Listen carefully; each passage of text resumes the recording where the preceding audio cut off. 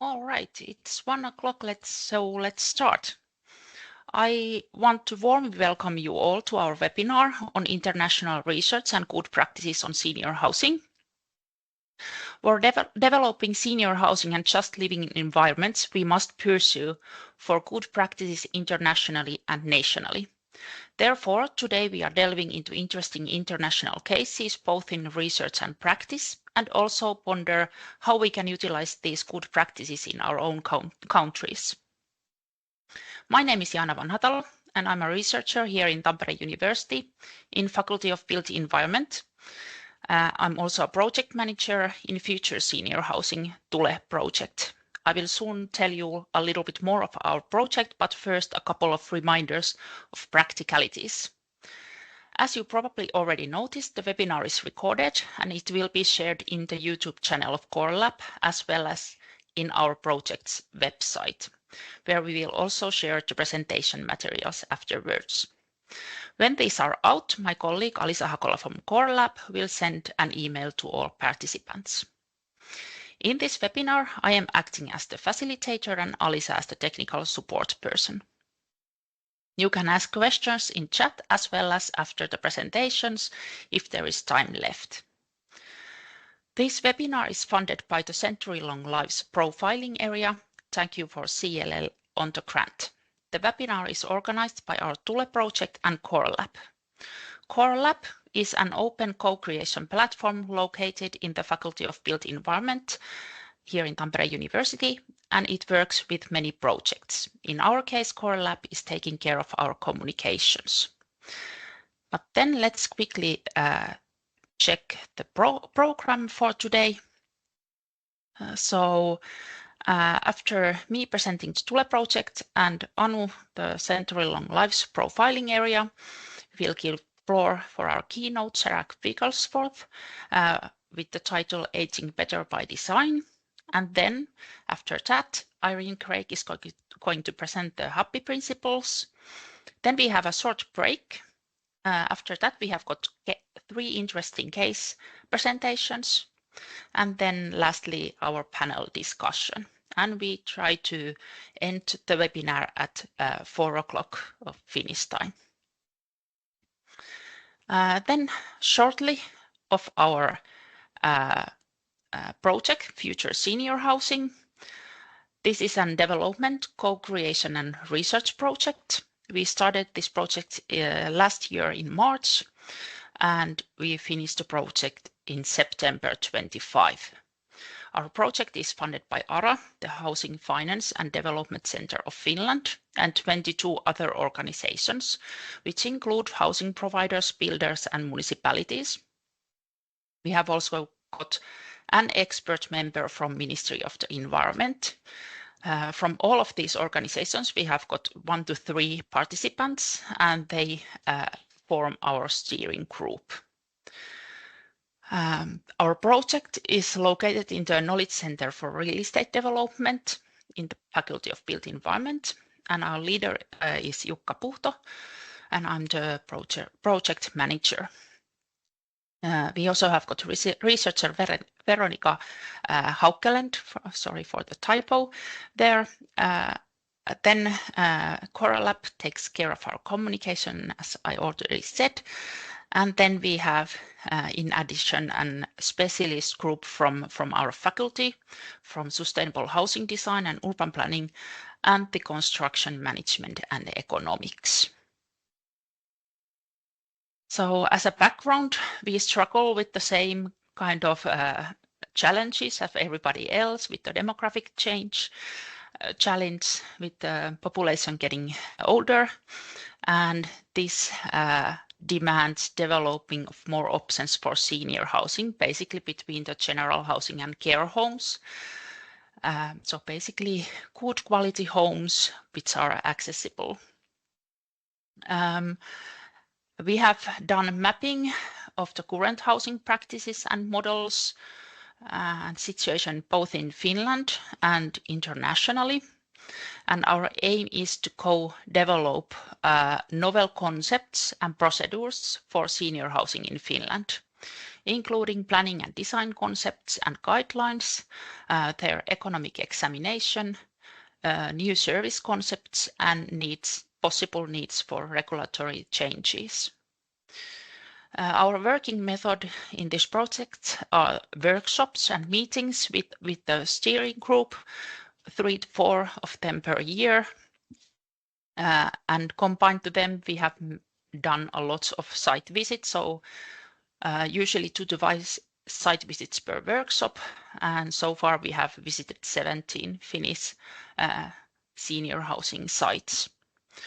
And also done an excursion in London and seen brilliant sites there. That was shortly about our project.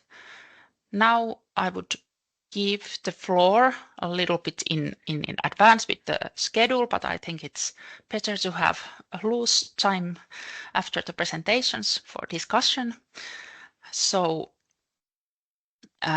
next I will give floor to Professor Anu Siren to present the Century-Long Lives profiling area taking place here in Tampere University.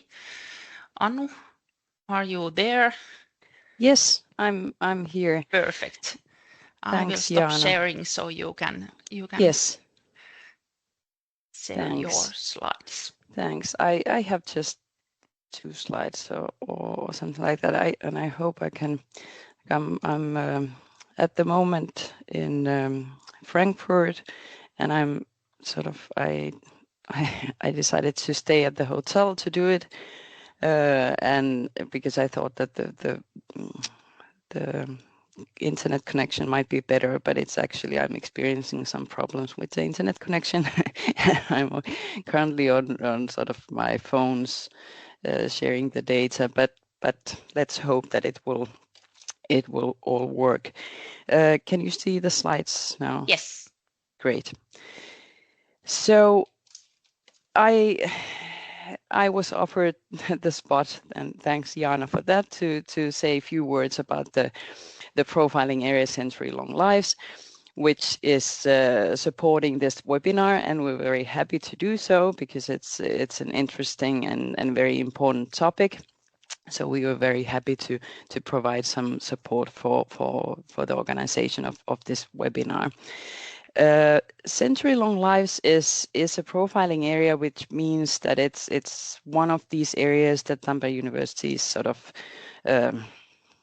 focusing or providing some resources, and our aim is to sort of work as a research network or a platform, focusing on longevity as a contemporary development, and our sort of focus is on very much on shifting to focus from aging society, which we all have been sort of talking about a lot for the past decades.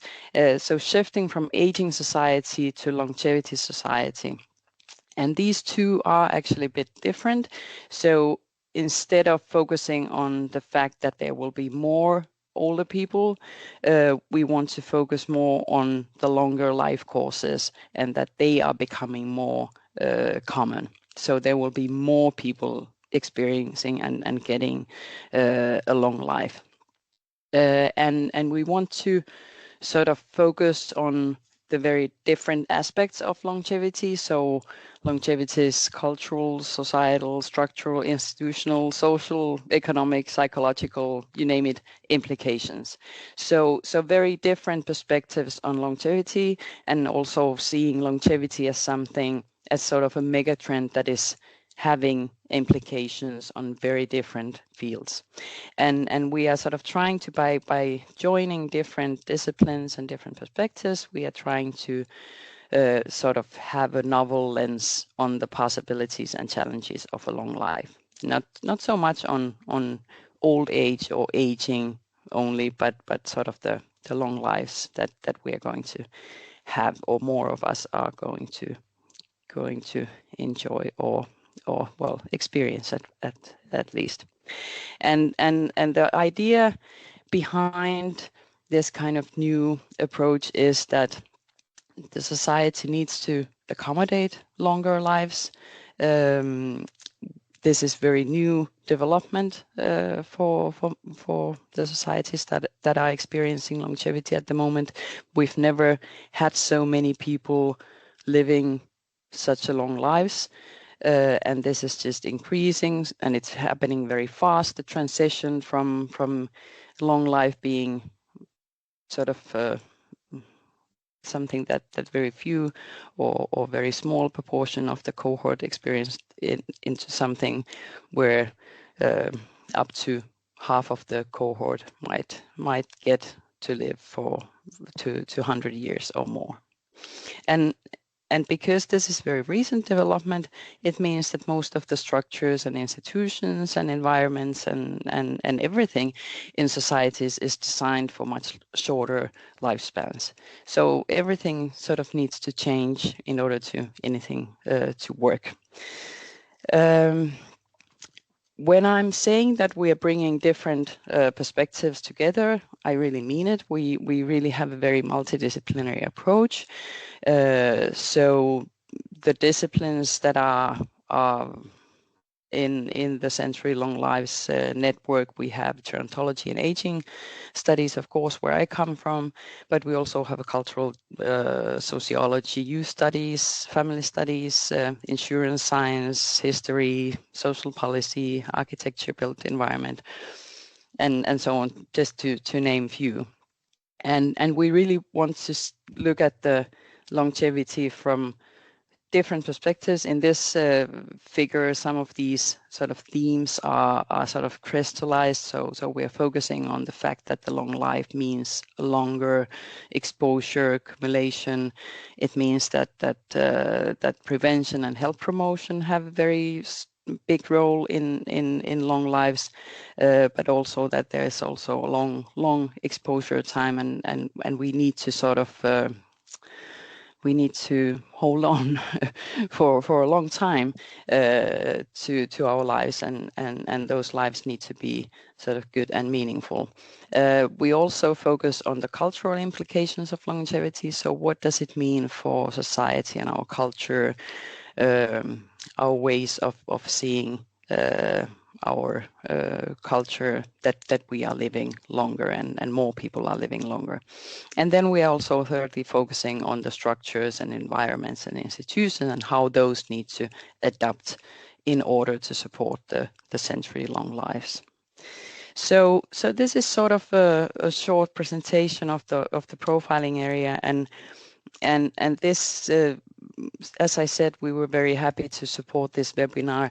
I've worked myself a little bit on the housing issues, and I think it's really important topic, and in the sort of perspective of longer lives, it's sort of the growing need for senior housing.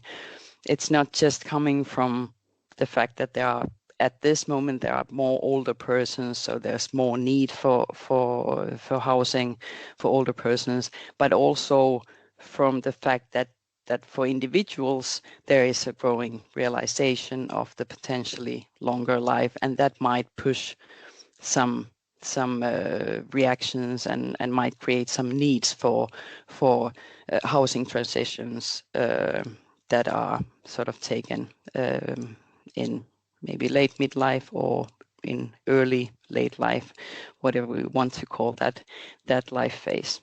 So I think this is really exciting. But I'm thanking for the opportunity to introduce the Century Long Lives profiling area, and I'm not going to steal more of your time from the webinar, but thanks for this opportunity. Thank you very much, Anu. Does someone have any questions at the moment for Anu? No, not at the moment. You can be contacted with the email anu.siren@uni.fi if you get any questions afterwards or want to know more about the CLL. Yes, and also those who are from Tampere University community, you can find information about the profiling area from the web pages. I'm not sure if they are sort of in the internet or if it's open, but you can find some information about it from the internet. Yes, thank you very much, Sanu. Okay, thanks. Then we move forward to our keynote architect Sarah Wigglesworth, who will give a presentation with title Aging Better by Design.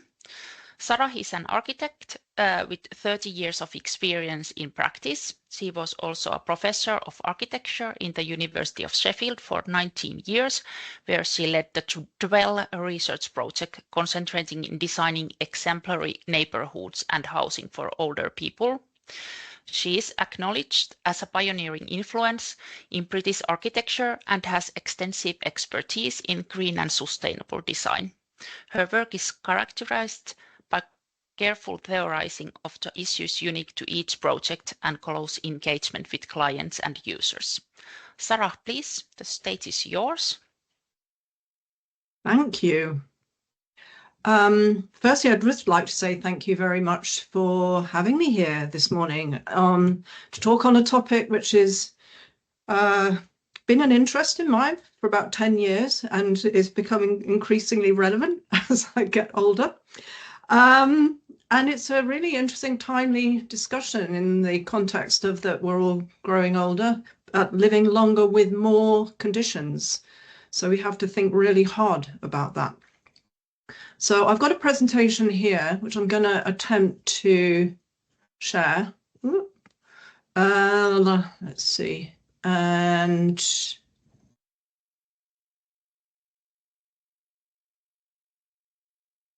oh, sorry. Share. Yeah. No, sorry.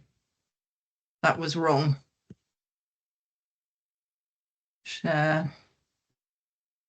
Let's see this one. Right, you can see that, I think. Can you? Yes. Yeah, good. Okay, so I'm going to do, let me see.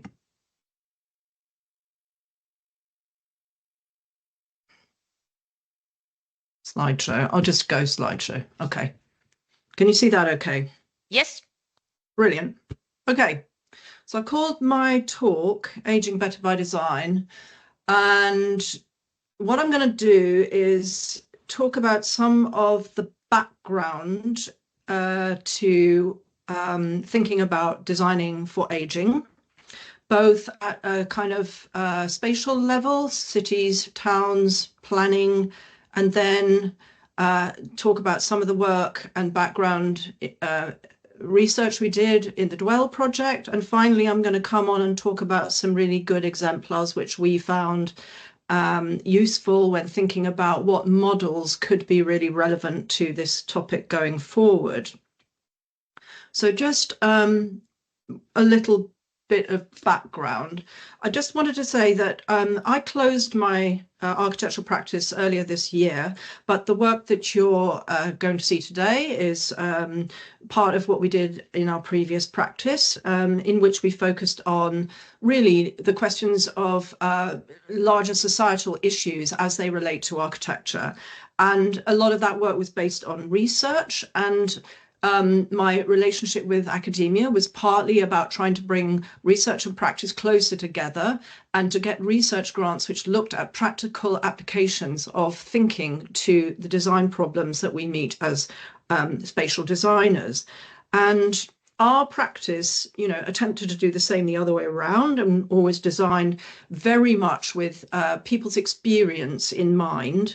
And for older people, that's that encompasses things like, people are in the UK living more alone, but they're also living in different kinship structures. So whatever your family is not necessarily blood relatives. They are people you choose to live with, and maybe all different backgrounds and ethnicities and with different social and cultural backgrounds, which you are also very interesting and which you need to bring to the table. But actually, one of the things we found is that when we thought about the problems of housing through the lens of older people, we were finding that actually that worked for everybody. And it's just that we don't tend to think of that as being a very important group of people. We tend to think of them as being at the end of their lives and therefore perhaps less important as those that are rearing the next generation and so forth. But actually increasingly in the UK, the grannies and grandpas are raising the next generation. So this historical link and passing on of information and experience is really, really important. And, you know, as demographics mean we're all living longer, it's really important that we pay attention to these issues and take them on board. So that's my preamble. I wanted to really start by thinking about what is going on, and I have to apologise that this is very much about the UK sort of background, because that was, you know, that's the condition and context we work in. So, but I guess some of these issues are quite similar in Finland as well and around Europe. So confronting the problems, these are some headlines that have typically occurred in our newspapers recently, and many of these problems are interrelated. So they're to do with very poor living conditions in old housing stock, which is leaky, cold and so forth, and the recent rows with our new government around fuel payments for older people is an absolutely classic illustration of the problems that older people feel with drafty, leaky, unheated homes, which largely date from the 19th century, or certainly before the oil crisis. I mean, we're also living with more conditions as we are older, health conditions, and we are a nation which is obese and eat bad food, and we have quite a lot of deprivation here, and we have very sedentary lifestyles typically. So all of these things build in health problems, which housing and neighbourhoods can actually help contribute to overcoming. And I mean, as a result of the work that we did in Dwell and as architects, I'm increasingly of the view that actually housing and planning are health issues. Actually, they contribute a lot to how our lifestyles can help support good health throughout the life course.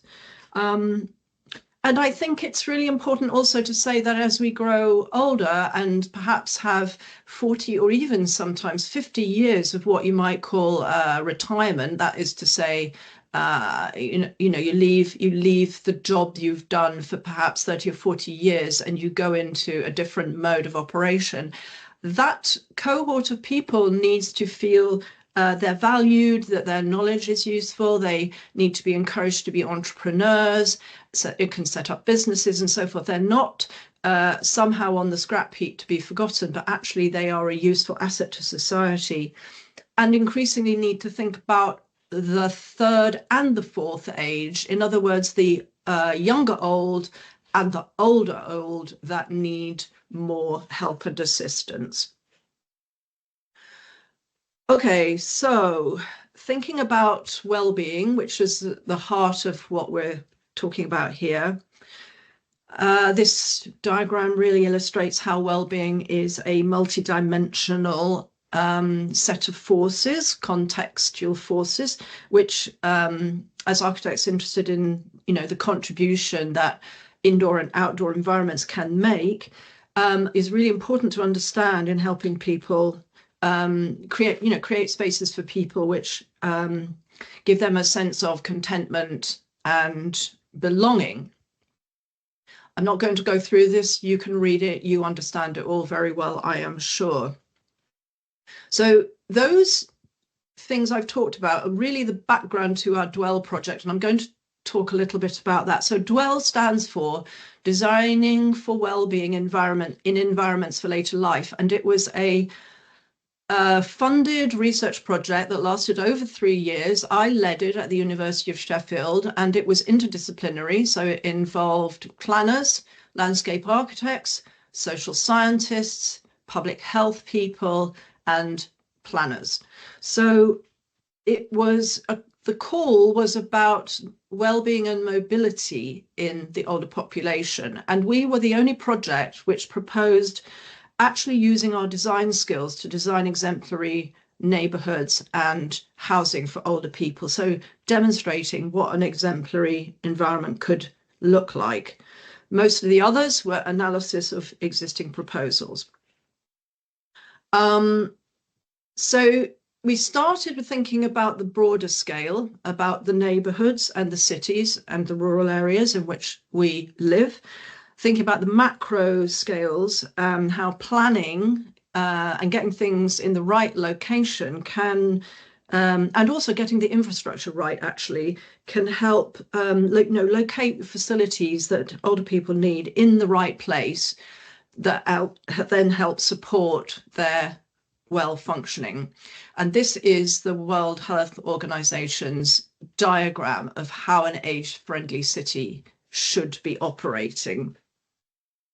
So we looked at each of these and developed a range of sort of idealized city plans which reflected what this might mean.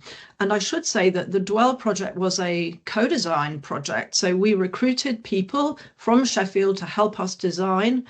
And we spent a lot of time working with them on communication skills and getting them up to speed on how we could talk to them in a very meaningful way when they had no background in architecture. But what we came up with was a whole series of quite interesting models. And just to whiz through some of these, they're not comprehensive, but everything you see here is available on the Dwell website.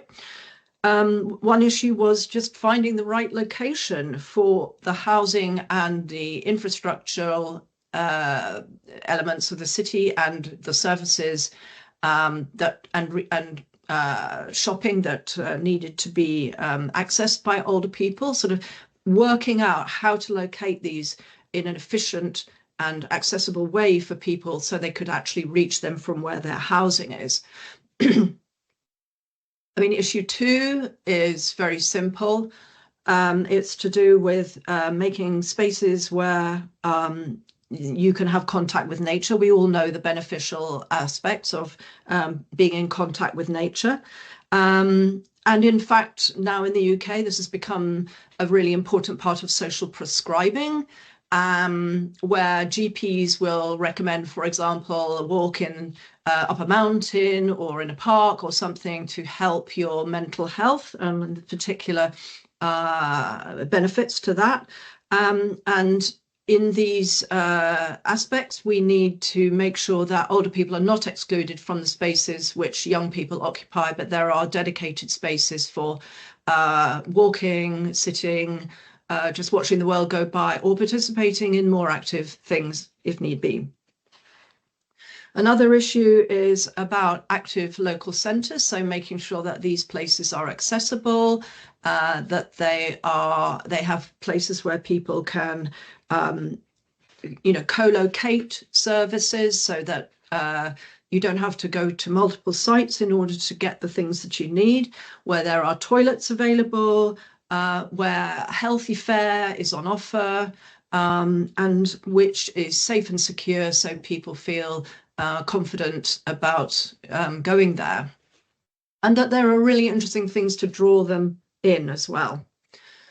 And of course, getting there is really important. So the public realm, the quality of the public realm must be safe, unpolluted, attractive, and obviously planting plays a really large part in that, where crossings are made easy and are long enough for people to get across when the traffic lights go red, where traffic moves slowly, where people are confident about perhaps getting on a bike, which is a really huge thing here. Very, very few people, particularly women, cycle in older age, which is something that really could be improved a lot.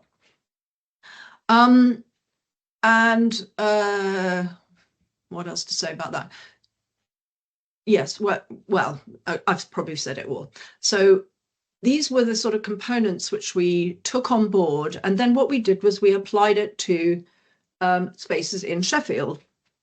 Now, that was the theory, but this is the actuality of it all. And we decided to look at a part of Sheffield which used to be a village which had been absorbed within the city, and look at how some of these things played out within the context of the real issues that face these people living in this area. So this is an overview of the village of Diehl, which is now absorbed within the city boundary.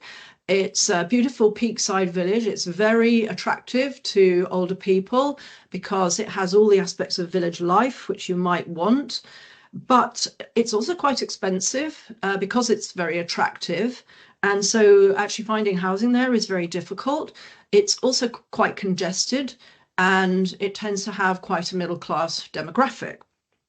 And for those reasons, actually, it's often forgotten by the city council, who see more deprivation elsewhere and decide to target a lot of their money to those other areas. And so these people have often felt neglected.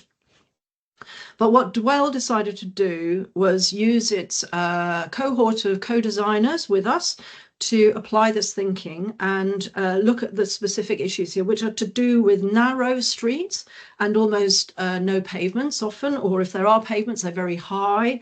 It's a very hilly area in the UK, so it's difficult for people to move around. There are no public toilets, and there's very, very limited public transport, actually. And there are too many cars, which are now SUVs, so they take up an enormous amount of space in what used to be rural streets. And many older people feel very excluded from the services that are on offer as a result of that. So what we did was we came up with these future visions for a lifetime neighbourhood in Diehl, and we developed this set of proposals which were based on these engagement workshops, and then, you know, at the end of these, we took each one of these, I think there were something like 12 different scenarios, and we asked the public to vote on which ones they thought should have the major priorities to take to the city council to get some funding. So these are two of them. For example, how could you get shops to open their toilets up to the general public so that older people felt confident about going out and using them?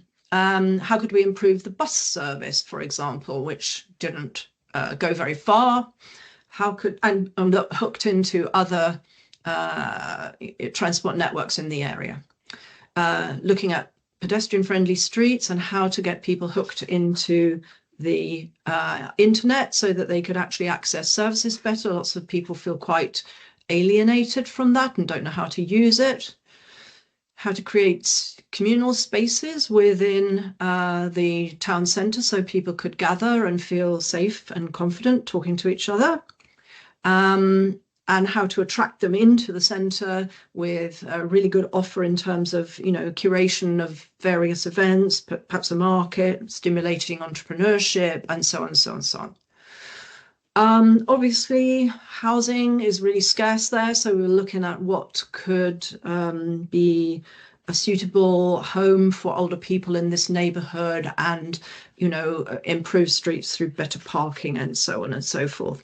And at the end of all of that, there's a summer fair every year, which is a sort of flower and produce show, which is a sort of hangover from the era when it used to be farming all around it.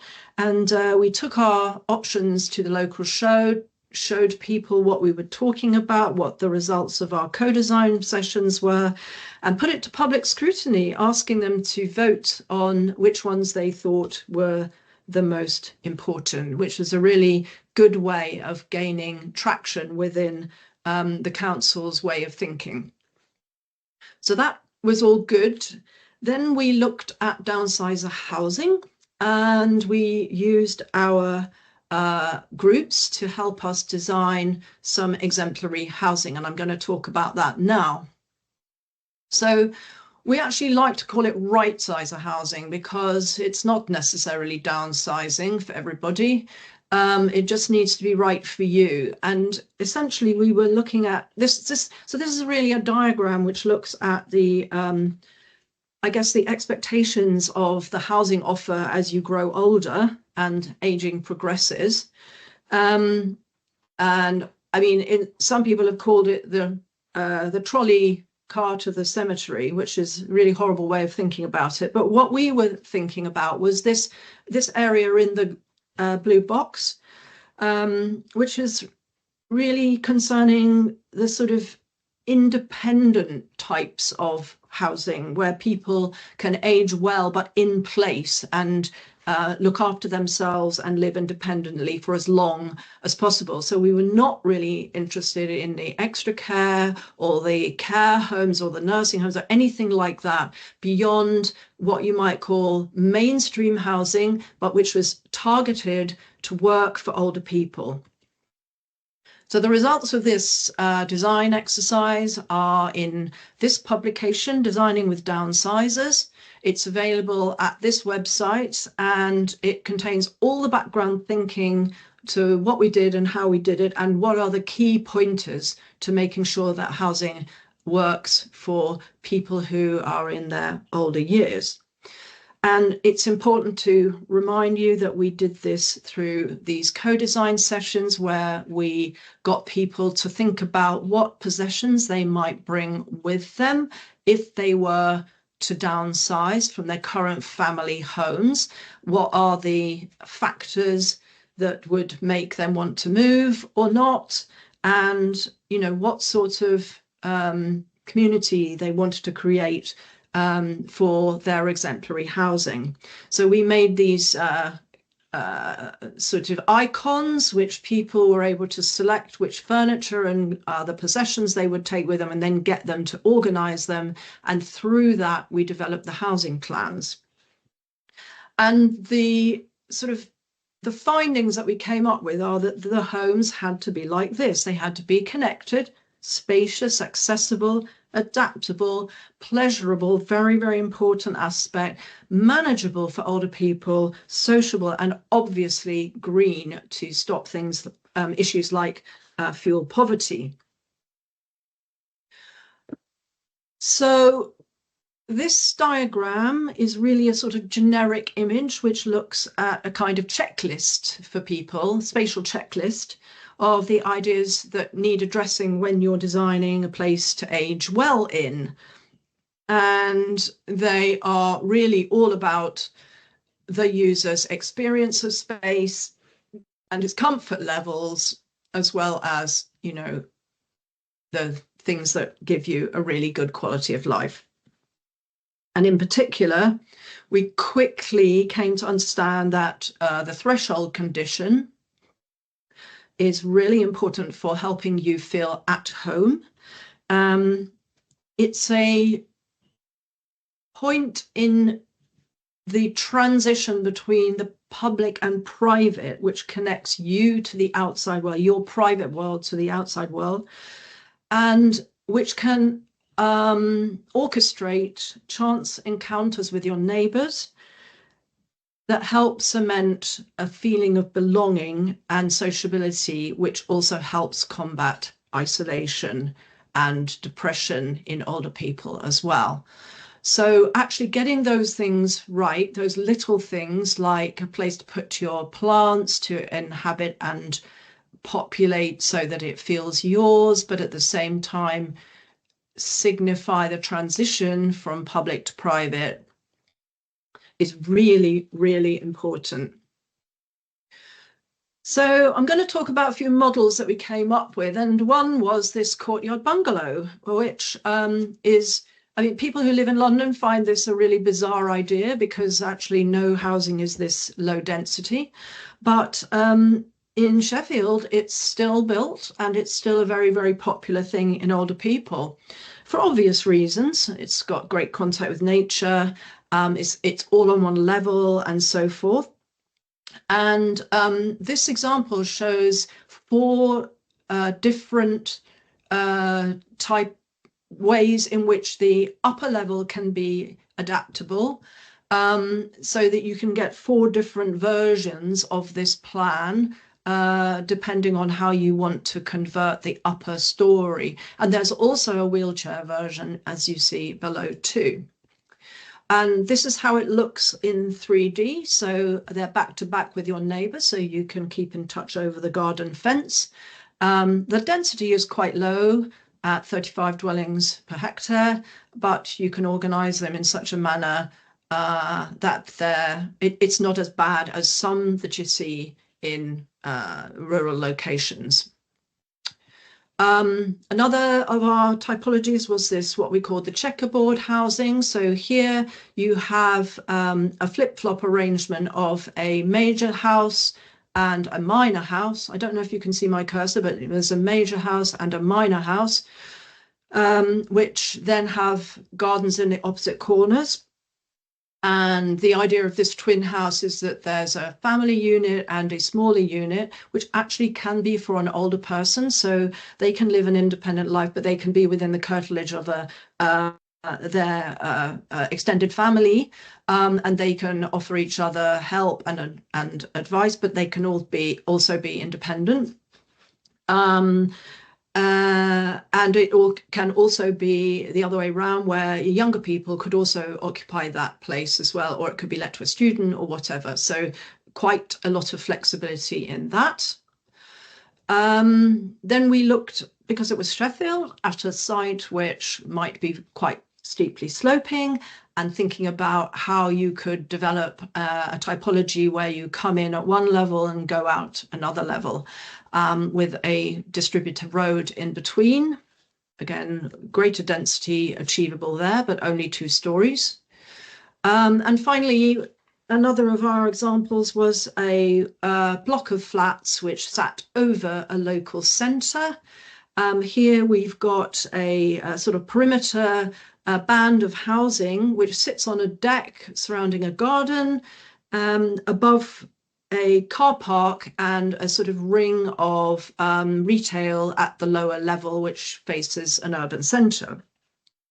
And these typologies are really commonplace, particularly in town centres or local centres, and I'm going to show you an example of that later on. So this is not the whole deal. We've got lots of higher density examples on the Dwell website as well, if you want to peruse them, but it's all free and open access, and you can peruse our plans and understand the logic behind them at your leisure after this presentation. So, having shown you all of the stuff we did in Dwell, I'm going to show you now some exemplars of good practice housing, which I think are really good to understand, and I'm going to give you the reasons why.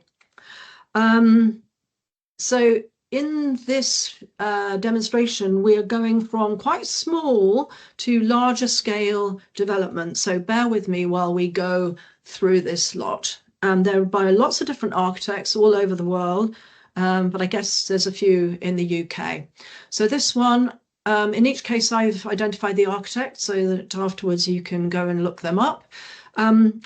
This one actually is a really interesting example, and we've used it a lot in a reference to the Dwell project. So here it's a small town in a rural county in the Midlands in England. It's a town centre site actually, and it was a small developer developed this site. It has 3 retail units at ground floor, including a cafe. And there's some parking at the back, and there are 8 flats, and each has 2 bedrooms. And what was really interesting to us about this scheme is it illustrates all of the characteristics that make up a really good place for older people to live. So because it's right in the town centre, it's got access to all of the facilities around it, yet it still has some car parking. And in fact, this was sold on the open market, all market housing. But what was interesting to us is that 80% of the units were acquired by older people. So they recognised this is one of the sort of pull factors of moving to a downsizer home, is when it's attractive enough in the right place at the right size, it's going to be the thing that is a magnet for people to move. And the the flats are, it's a quite deep, long, deep site. So the flats are actually slightly larger than might be expected under typical British area schedules, standards. And obviously they're, you know, highly, well, because they're larger, and they're 2-bed flats, they're sort of they're very suited to the idea that you might have a spare room for a carer to stay in, or if one of you needs a hip replacement and you want to sleep in a different bedroom, or it's a hobby room, or it's very, very flexible, but it's also very modern, with balconies which are inhabitable and so forth. So it's definitely not your obvious kind of medicalized environment, and I think it's really attractive for what you might call the younger old, still very active and want to participate in the life of their community. Another example, which is very different from market housing, is this one, New Ground, which was designed by Paula Thomas Edwards for a group of women who got together who wanted to live independently, but together as a co-housing group. Now, co-housing has a rather checkered history in the UK because it's not really supported or easy, partly because sites are so difficult to find. But this site was found in North London, and it consists of 25 homes around a shared garden with some planting beds and so forth, and a little common house. And it took these women something like 15 years to realize this project. And that's the problem with co-housing, is it's a very long haul. And in the end, it was actually built by a housing association that stepped in order to provide, you know, get through all the regulatory system and provide the funding so that that could take place. This one is a conventional, perhaps you might say, series of flats, but designed specifically for older people in a seaside town on the south coast of England by RCKA, and it's 38 homes forming a kind of curved wall. It's very close to the centre of the town again. And you enter the building through a garden and up the staircase and onto what I'd call an inhabited deck, which is double-storey with views right the way through the building, as you can see in this diagram. And what's really unique about it is this double height kind of gallery, a circulation zone, but also inhabited space where then you can get to know the neighbours on the floor above, and they flip-flop around, as you can see in this diagram, meaning that you get to know more people than merely sit on your corridor. Very successful project. This one is bigger still. It's 40 living units, and it's in Stavanger in Norway. I really like this project because it's very varied. It contains flats and houses, but there's the added benefit of common spaces for people to share. So in some ways it's co-curated by the people who live there. So in some ways it's a bit like a home for older people, but it's not, because it's autonomous and self-curated, so to speak. And so it's climbing up a hill. There are some independent units, but there are also these flats which are accessed from the balcony in the interior, which overlook this space, which has a kind of auditorium, but it's floodlit because it's got a roof light over the top of it, it being in Norway. And it's all built out of cross-laminated timber so that it's very, very green as well. And I think it's an absolutely fantastic example of how you can live both independently and communally in a really beautiful modern setting. So you can choose how much you want to engage with your neighbours. This one is quite a large version of a typical typology developed by colleague in London called Peter Barber Architects. And essentially it's a sort of town centre housing scheme. So you can see to the bottom left, there are some columns tapering downwards, which are the frontage. It's an arcade to some retail units on a new town square. It has underground car parking, but above that is a series of kind of tower clusters, which are for people of all ages, including older people. And there are these little townhouses in the centre there, which you can see behind the van. So this is not actually targeted at older people, but can accommodate them. And because it's right in the town centre, it's also a really good model for how it can be done. I wanted to show you a little bit of work by my firm as well. So we entered a competition recently, just before we closed, for some almshouses in Southwark. And here the idea was that we would make a green courtyard around which the flats would rotate, so that the courtyard and the common room, which is the lower bit in this diagram, or flow into one another and respect the orientation, which is 45-degree to this square here. So it sits in an area with very different density of housing, and we wanted to make sure that everybody had access to their own green space. So they have balconies as well as rooftop gardens, as well as the garden at ground level.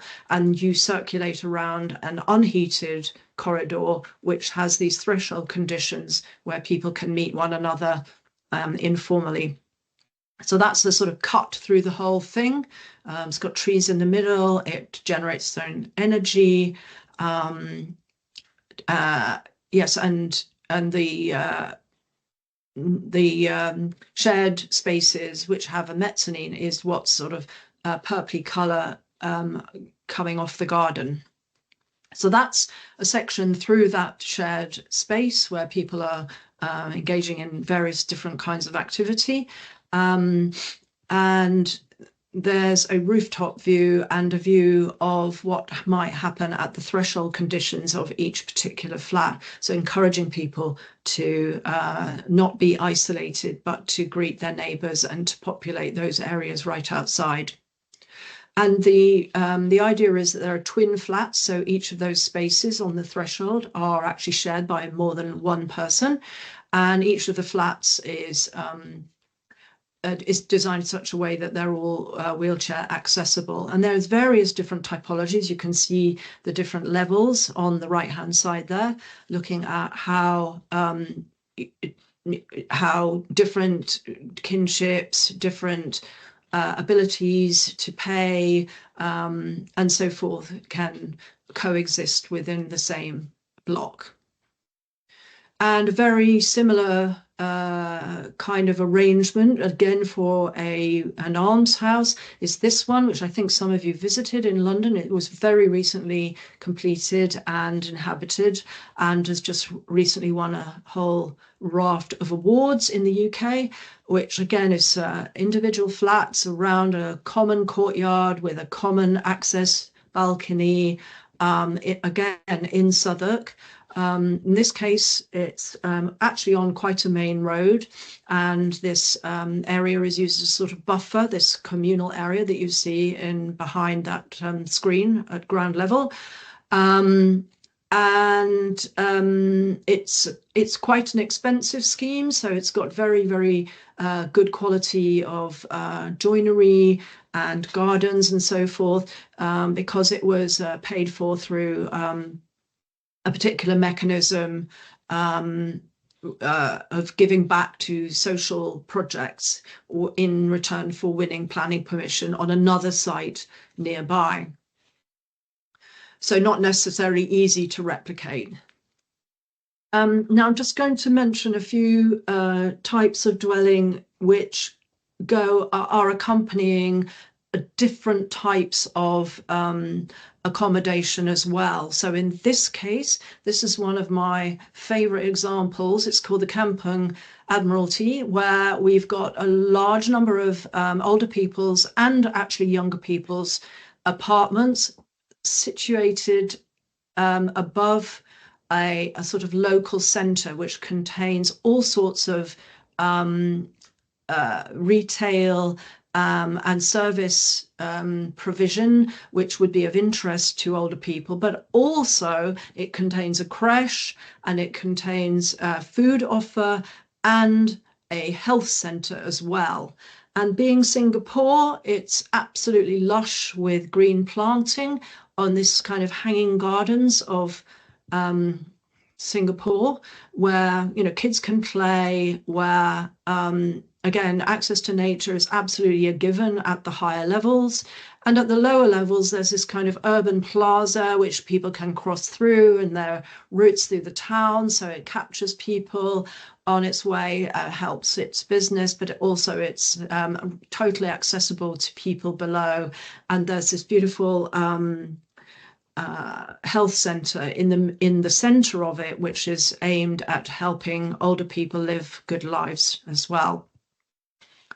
And then I picked out, this talk is really not about dementia facilities, but I picked out one in Japan, which I think is really, really interesting, which again has smaller units for people, but are clustered around communal areas, which you see in the plan here, and which are also totally flexible, using this idea of the sliding screen, and you see that on the right there, to carve up space, and so people can be in charge of the level of privacy that they want to achieve within the communal offer. This is quite a large facility, but it's really beautifully designed to be as flexible as possible in all different kinds of weather and so forth. Very Japanese. But I think we could learn quite a lot from the way that these are put together, particularly the way they're built out of wood and so forth. And here, that's the overview of this facility, and that's another of the interiors showing you how individual spaces come off the communal ones. And finally, there's this one in the Netherlands, which I also really like, which has got these apartments in a sort of cruciform shape with winter gardens that sits over a communal area, but also it's attached to a care home for older people. And here you see the plan showing the internal layouts with different organizations for how you can arrange your interior, which means that people can order up their flat in the way that they want. And then here finally are some examples of intergenerational and multi-generational housing exemplars. So the background to this is that while we were doing the Dwell project, it became increasingly apparent that actually we do not want to ghettoize older people. We want to completely integrate them back into the community so that they're not on the edges of towns in only sharing company with other older people, that actually what's really good for their cognitive sort of health, mental health, and connectivity is to make sure that they're completely embedded within normal life and connected with younger people. And so the idea about multi and intergenerational living became an increasing interest to us. That wasn't actually what Dwell was meant to be about, but we began thinking really hard about it. And here are some ingredients. We need to think about how they relate to the urban landscape, what internal arrangements are needed, and how we facilitate and curate the relationships between older and younger generations. And clearly, this is of quite a lot of interest to us in the UK, who are constantly unable to decide on how to care for our older people, because care is very expensive. With Brexit, a lot of carers have left the country. And so this idea that different generations can care for one another becomes increasingly important in an informal way. I'm not talking about in a medicalized way, but I'm talking about day-to-day help with the sort of tasks that you might need, like getting on the internet or doing a bit of shopping or babysitting or other things like that. But shared pursuits are one way of doing that, and particularly gardening, for example. So it also includes, people who are not very mobile, and it empowers people, gives them confidence, gives them agency, and all of those things really begin to play into the agenda for keeping fit, healthy, and mentally active as you grow older, building up social capital. And as part of that, we were looking at, what are the relationships which have already been established, which actually support these kinds of things. And for example, there's a project in Cambridge, the Link Ages one, where older people in homes which are too large let a room to a student for reduced rent in return for some help. And the Bakemos Young Mothers Home uses sort of co-located flats for divorced women or older women whose partners have died, widows, but pairing them with teenage mothers so that they can help them with, cope with a difficult transition into parenthood. So there are lots and lots of ways of doing this. We've got lots of examples of them, and I'm going to talk a little bit about that. So we looked at what were the spatial organizations where these different age groups could be co-located, and these are just some diagrams thinking about what that might mean, and then some final examples of that. So there's this Solund housing scheme in Copenhagen by C.F. Müller, which is a huge block of housing which has basically all of the facilities of a town centre, actually, with both independent living for older people, but also flats and a care home and a nursing home and some clinics and so on and so forth, all attracting different people of different ages to live right next door, cheek by jowl with one another. Some more images of that, currently under construction in Copenhagen. And then we did a project for Ebbsfleet Development Corporation, which is a new town, healthy new town outside London, looking at co-locating multi-generational housing above a health and well-being hub.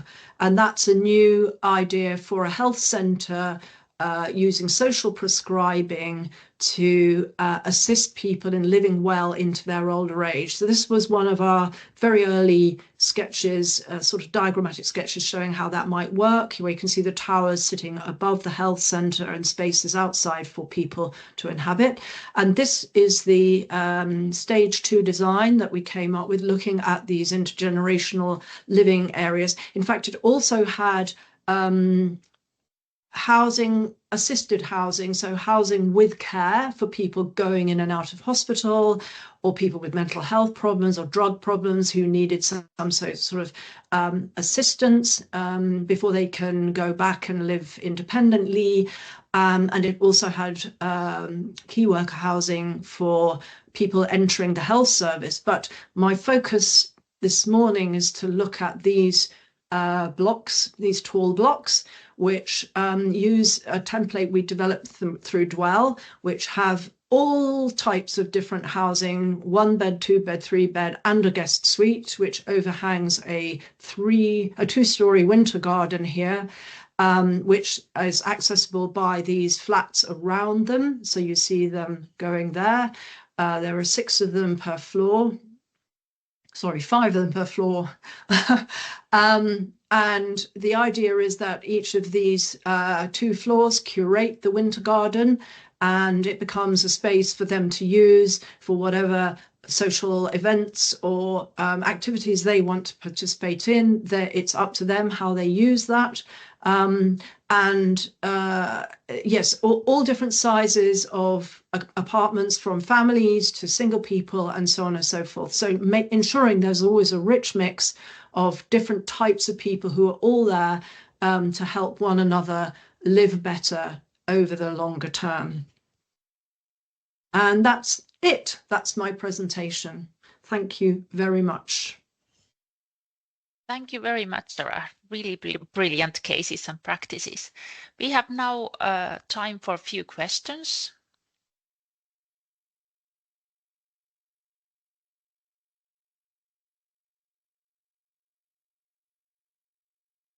I don't have any questions. I did think it's a really wonderful collection of work, Sarah, that you guys have gathered.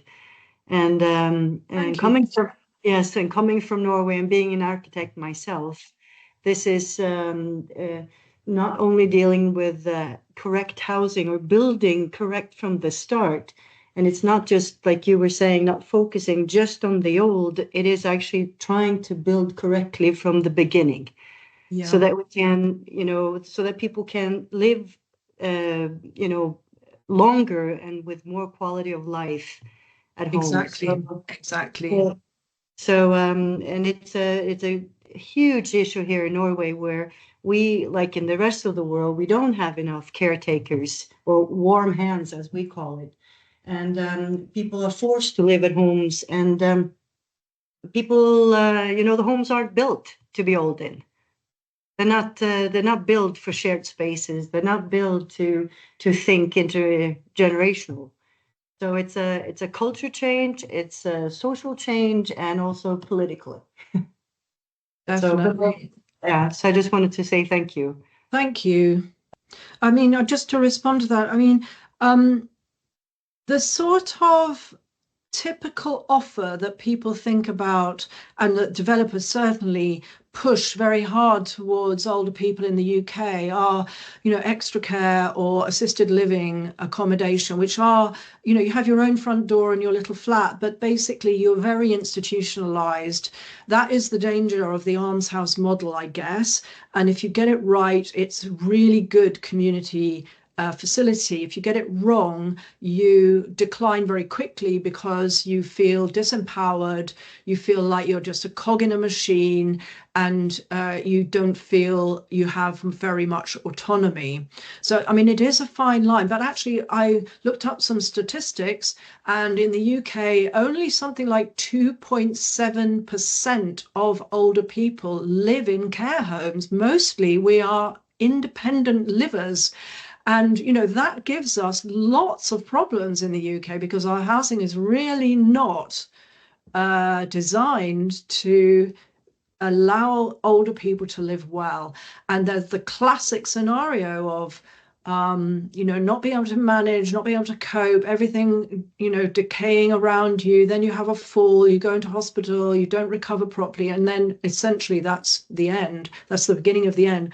And it's a really big problem here. So we need to address this issue of these independent ability to independently live, but live well and live healthily and help one another in an informal way as long as possible. Michael. Well spoken. Yes. And I think it's kind of global problems, or they are the similar problems everywhere. So, any other questions at this point? I could actually ask one question. You introduced the Door Village case. Have you followed the situation afterwards? What is the current situation? Sorry, which case? Sorry, say again. The Door Village with the Dwell project. Oh, do you know what? I don't know what happened to that. Those poor people were really pushed aside by the local city council, and I don't know what happened after that. Okay. I ought to try and find out, actually. It would be very interesting to do so, yeah. Unfortunately, I left my position in Sheffield shortly after the end of the project, and so I didn't really see what happened next. Okay. Thank you very much, Sarah. And if there are not any further questions, we then move forward to HAPPI principles, which to my surprise are not so known, at least here in Finland. And who is better to present them than Irene Craik, who has co-authored the HAPPI report in 2009 and contributed to the HAPPI 2 report in 2012. Irene has been a director and architect at Levitt Bernstein Architects since 2002. She has particular expertise in specialist housing and is an expert in housing for older people. She is leading projects which often combine both residential and healthcare requirements. Without further talk, let's give the floor for Irene. Thanks very much, Jana, and hello everybody. And before I start, I'm going to say I didn't actually co-author personally the report. I want to make that clear. My colleague, who's now retired, Julia Park, was co-author. She was head of housing research at the time, and we actually produced the report with another firm of architects called Pollard Thomas Edwards as well. So really important to make sure that they're named here. So I will share my screen. I can find the right, there we go. Hopefully everyone can see that. And I'll, yes. Okay, and I'll go full screen on that. There we go. So, yeah, so I've been asked to talk about, I think mainly about the HAPPI design principles that came out of the HAPPI report.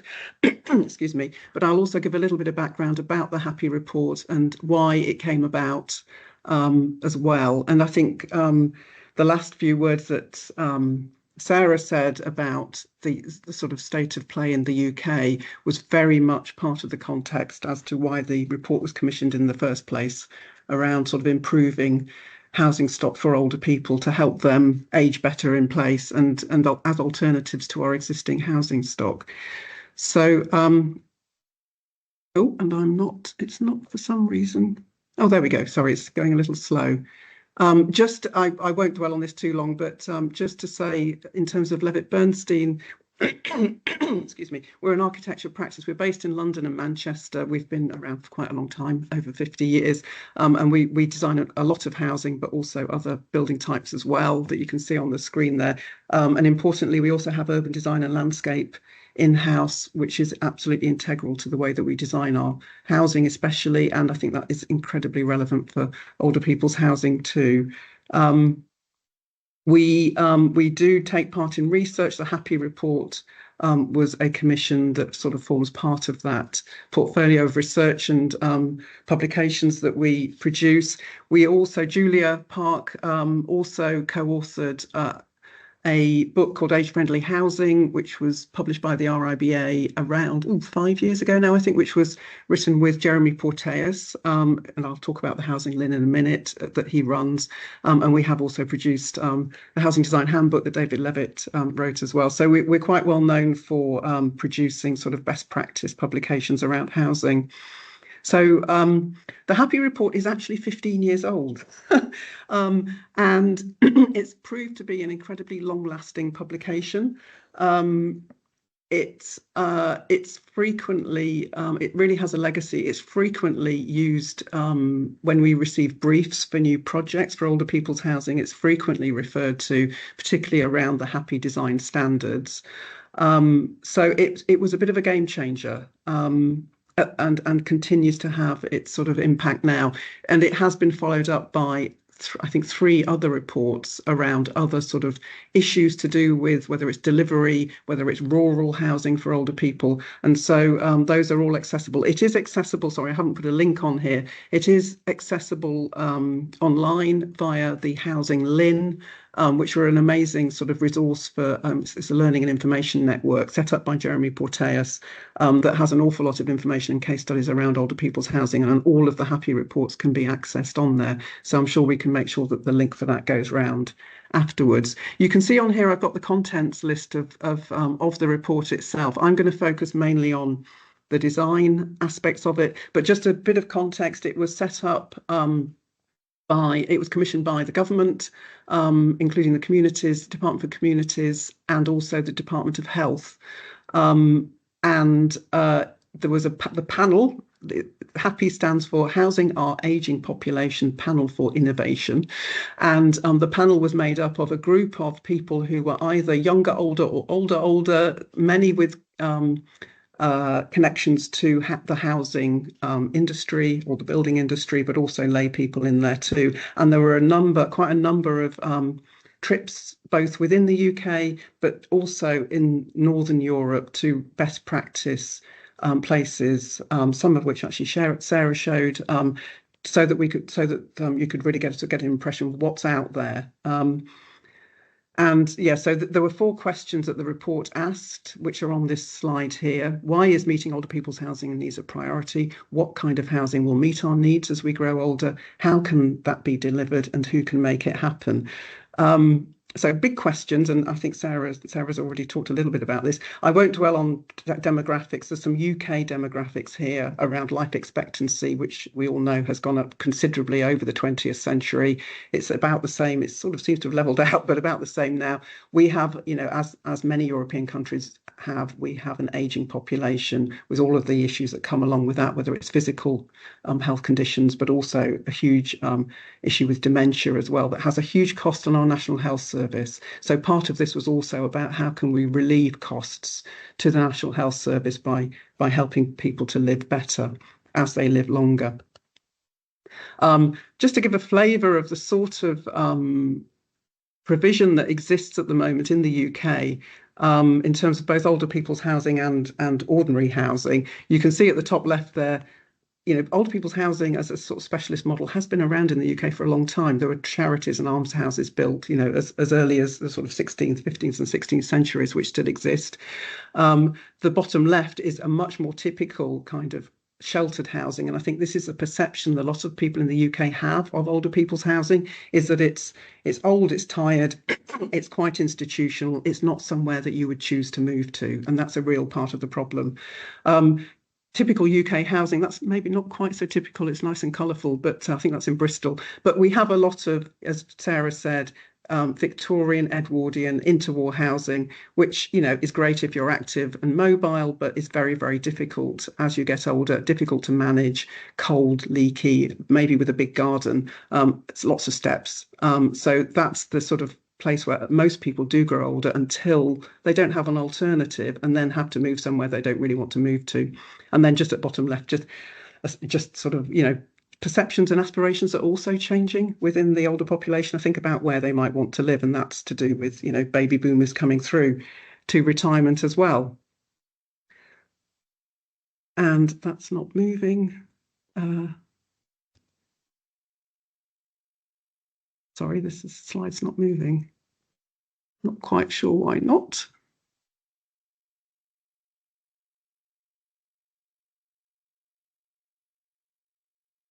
I don't know if I need to escape out of here and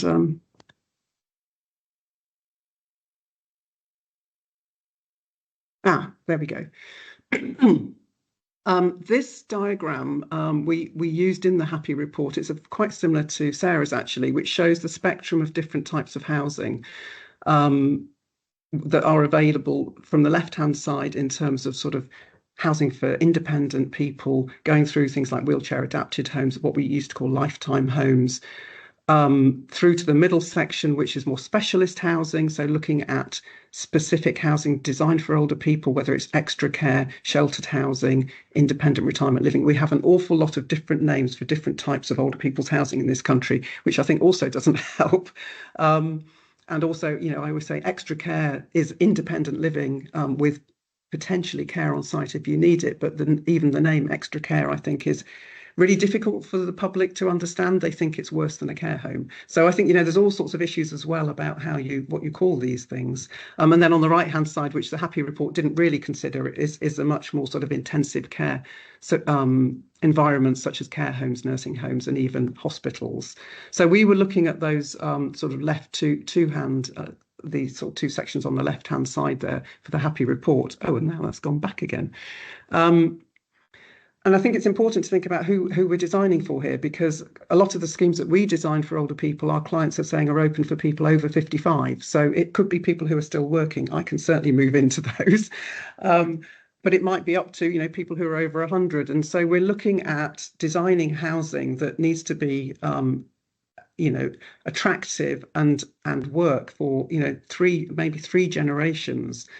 So I think, again, perception is that we're designing for very frail people all the time. But actually, if we're going to provide something that people want to move into from their, their homes that they might be finding difficult to manage, it's got to be across all of these different age groups. So going back to the HAPPI report, one of the key things that came out of it was a set of design principles, and these are now often referred to as kind of standards, but they were actually quite broad principles. There are no sort of space standards or very specific things here. It was a set of principles which you can see on the page there. And what I'm going to do is just run through, I'm going to have to sort of gallop through this quite quickly, but run through each of those with some examples of schemes that have maybe come out since the HAPPI report. All of these ones in the report refer back to the best practice schemes that we visited. But then obviously, as projects have moved on since the HAPPI report, a lot of them have taken these recommendations on board. So the first recommendation is around space standards and thinking beyond, I don't know if you have sort of space standards in Finland that you need to work to in planning terms, but we have some standards over here, and the idea is to push those a little bit more, maybe by around 10% for older people's housing as a minimum. And obviously there's a difference between affordable and private. Private schemes might go beyond that again. And one typology that we've developed over the last few years is what we call a 1 bed plus, which is for the affordable sector, where clients are recognising that to attract their residents who might be living in 3-bedroom houses or larger flats in their housing stock, to attract them into a more appropriate apartment, giving them a bit of extra space, a sort of it might not be a full bedroom space, but the space in the middle of this plan in the sort of yellowy green colour gives that a little bit of extra room for whether it's a sleepover space, a hobby room, could be storage, just to give that bit of extra flex to give people, maybe make them think that this is going to be an option for them. So we're now delivering that on 2 projects on site for 2 different councils in London. So yeah, yet to see the sort of proof of that, but I think everything that Sarah was saying about extra space applies here. And this is an example of actually a bungalow in London. So they do sometimes get built. This was on a set of garage sites by architects Bell Phillips. But again, it's thinking about the spaciousness, the light coming into flats. Older people tend to spend more time in their home during the day than most of the sort of active working population. And so making sure that there's that flexibility and adaptability and within those homes is really important. And these have different flexible spaces either side of the kitchen as to where you have your dining, where you have your living. And this is now there we go. And then the second one was thinking about shared spaces and circulation. And again, you'll recognise some of the schemes as they come up here. One of ours, Hazelhurst Court, we have a sort of typology around a courtyard where we try and have open what we call deck access, where people have dual aspect homes looking out, kitchen windows looking out, watching their neighbours go by, social spaces where people can bump into each other. The one on the right here is the almshouses that you've also seen in Sarah's presentation. And this is they have windows onto actually an enclosed corridor, but then they can see nature and the courtyard beyond, even from their sort of living room and kitchen. So that connection with neighbours and combating loneliness, really important. In trouble again.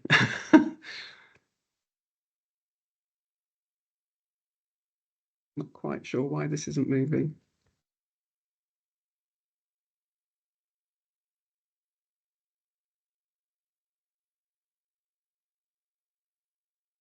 Apologies, everybody.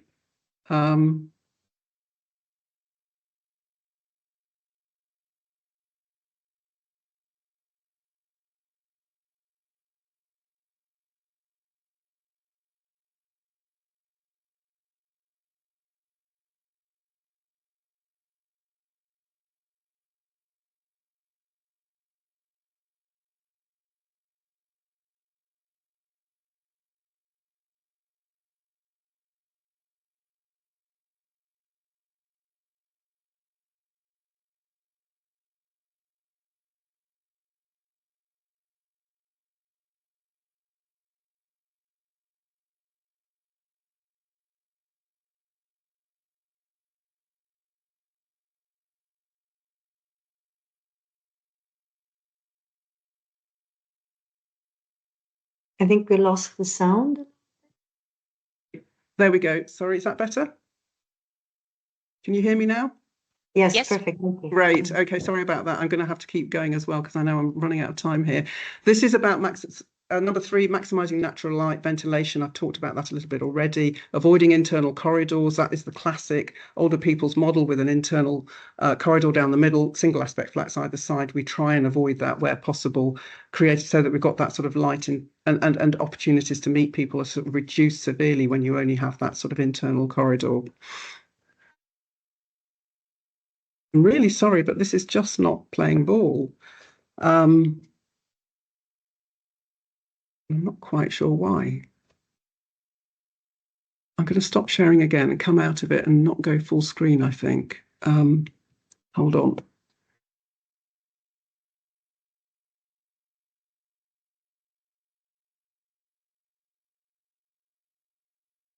Right, I'm going to try again. Apologies.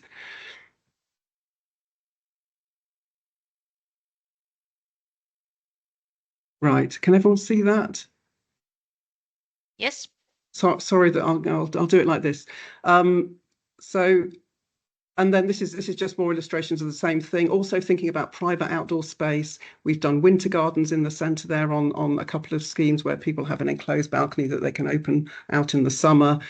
Really important about having your own private external space as well as so that you can open out onto that. The one on the left is our scheme at Dovedale in Preston. And then thinking about adaptability and enabling people to age in place. The one on the left there, the classic institutional bathroom, all too often you find within older people's housing. But there are ways to do that in a much more sort of delightful way, thinking about you can have plates that you can attach grab rails and things to later so that when people move in, they have a bathroom that feels very domestic, and then you can always add things later. So thinking about designing those things in from the beginning and avoiding these sort of fairly awful institutional things that can get added later. And then thinking also about technology, making sure that they're care ready. There is a separate report that has been published in the last year called the HAPPI report, which is all about technology, again, available online. I think we've probably dwelt quite a lot on circulation areas, but this is such an important part of the schemes, certainly that we design and the successful ones. You'll recognise some of the images here, but creating those sort of generous spaces where people have the opportunity to meet their neighbours if they want to, but also be private if they want to, and be able to go into their own home and enjoy that. And these are just a couple more examples of our schemes. The one on the right is one that's on site at the moment for Westminster Council, a sort of extra care scheme for around 60 or 70 residents there. And again, it's this typology of a courtyard with people walking around there and accessing their homes while able to sort of look at the courtyard in the middle. And Hazelhurst Court, which some of you visited, where people do congregate and meet in those spaces. Then thinking about communal spaces as well as people's individual homes, having a space where people, if they want to, can come together, where there might be organised activities. This is our scheme in Preston, where there is actually a bistro that's open to the public. So it's also about facing outwards to the community and welcoming the community in, rather than these sort of developments becoming very isolated. And this is a really successful model where residents have said as well, when they moved in, they're just very, very proud as well to bring families and friends to the to their new home and be able to meet them and have a coffee in the bistro. They don't even have to take them up to their flat if they don't want to. And just another example here for our scheme in Westminster, where we're creating a cafe that is open to the public as well, and completely sort of very, very outward facing onto a new little plaza that we're creating next to a really lovely listed church. And this is Appleby Blue that you saw on Sarah's report, which we've also visited. And they have this amazing kitchen that they can put on, resident-led events. There was something going on when we visited, which connects directly to a much bigger space, which then opens out onto a green courtyard. So really, really amazing sort of stuff that goes on there. Thinking also about connections to nature, really, really important. People, as I said, spend more time in the home. So actually having those views of green space helps generally with people's well-being, but it's also observing the seasons changing as well over the year. Really, really crucial. And I always talk about my mum here, who recently moved into an extra care flat. being able to listen to the birds sing is the one thing she talked about when she moved house was, am I still going to be able to hear the birds singing outside my door? And luckily she can, and she's got a lovely outlook onto a green space, which really gives her a great feeling of well-being. So another couple of examples here of schemes that we've designed, which, you know, the landscape becomes incredibly important. Then just a little bit about energy efficiency. The HAPPI report also referred to this it's partly about bills and about costs. Thinking about overheating is becoming increasingly important as well, certainly in the UK, maybe not so much in Finland. And that's something that we had to look at very carefully at this scheme, Melfield Gardens in Lewisham, which is an intergenerational scheme with students as well as older people mixing together. Having to really think carefully about orientation and overheating. This is also meeting passive house, so, you know, all those things around window proportions. Storage, just lots of it. Not much point in showing you photos of that, but you know, people who are moving from larger homes really need to think carefully about what possessions they bring with them, but having storage to cope with that also helps. And then also thinking about the approach to different schemes and it not to be car dominated. A lot of sort of specialist older people's housing tends to have an awful lot of car parking. You tend to walk through a car park to get to it, so trying to reduce the impact of that. And then I'm running out of time, I think, Jana, but this is just a little set of projects that we've really been influenced by the work that we did on the HAPPI report. It has had a wider impact, as I said, across the whole sector in the UK, not just affordable housing providers, but also the more commercial sector. And I think it's fair to say that a lot of the new build projects that have been produced since then have sort of taken those recommendations and really worked with them. And I think we have seen a big improvement in the quality of older people's housing, specialist housing that has been built, and that's sort of continuing to happen. So I'll just, this is our scheme in Preston, the scheme Hazelhurst Court that some of you visited in Lewisham. Again, you know, garden rooms, looking at lots and lots of views in and out of nature. This is our Melfield Gardens scheme, where we have some shared apartments for students who are there on reduced rents in return for helping their neighbours, which is down in Lewisham. And then Carlton Diem, which is also on site, the one that I showed you for Westminster Council, with the cafe there as well. And then I just thought I'd finish just with just a few thoughts on changing trends in later living. And I think, focus on town centre locations rather than putting these kind of developments out in the middle of nowhere. Intergenerational living is becoming a really interesting aspect of it.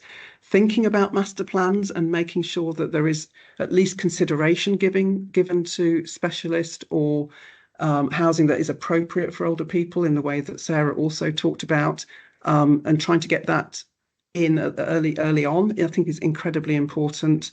And a lot of our clients, you know, and planners don't understand that idea so well either. And private rental is also becoming an increasing aspect. So sorry, that was a bit of a gallop, but I think that's me. I'll stop sharing. Thank you very much for your interesting presentation. We can have one quick question if someone is having one. I've got a question. Sorry, Irene. That's fine. Always. Who do you think are the best innovators in this area that you have found? I mean, do you think it's the market? Do you think it's local authorities? Do you think it's housing associations? What is it? That's a really interesting question, Sarah. I don't think I've been asked that before. I think it varies a lot. It comes down, I think, a lot to individuals within organisations. I don't think you could say that any one of those kind of sectors in themselves are innovating more than others. I think there's a huge amount of great stuff coming out of the private sector as well, which we don't, as a practice, we don't get quite so much involved in. But people like Pegasus Life, I know you did some work with them a while ago, are doing some really interesting things. And I think even some of the bigger retirement village kind of operators, they are now much more thinking about, we need to be in a town centre. Being out in the middle of the countryside doesn't work. But I think the affordable providers like Phoenix, who we're doing the intergenerational scheme with, and some councils where we're doing a 1-bed+ model, their sort of innovation is coming through thinking about their wider housing stock as well, and how they can free up family housing by providing really attractive places for people who are maybe on their own in a 3-bedroom house, which could be lived in by a family who are overcrowded in another home. So they're innovating for those reasons too. And I think but again, it comes down to individuals. Our intergenerational scheme was, one chief exec who just has, great vision. So I think it's based on individuals, I think, a lot. Thank you. Thank you. So basically we need lots and lots of innovative and enthusiastic people who want to improve the situation. But now let's quickly have the 5-minute break because it's 3 hours we are sitting here. So let's continue in 14:40. Okay, let's continue.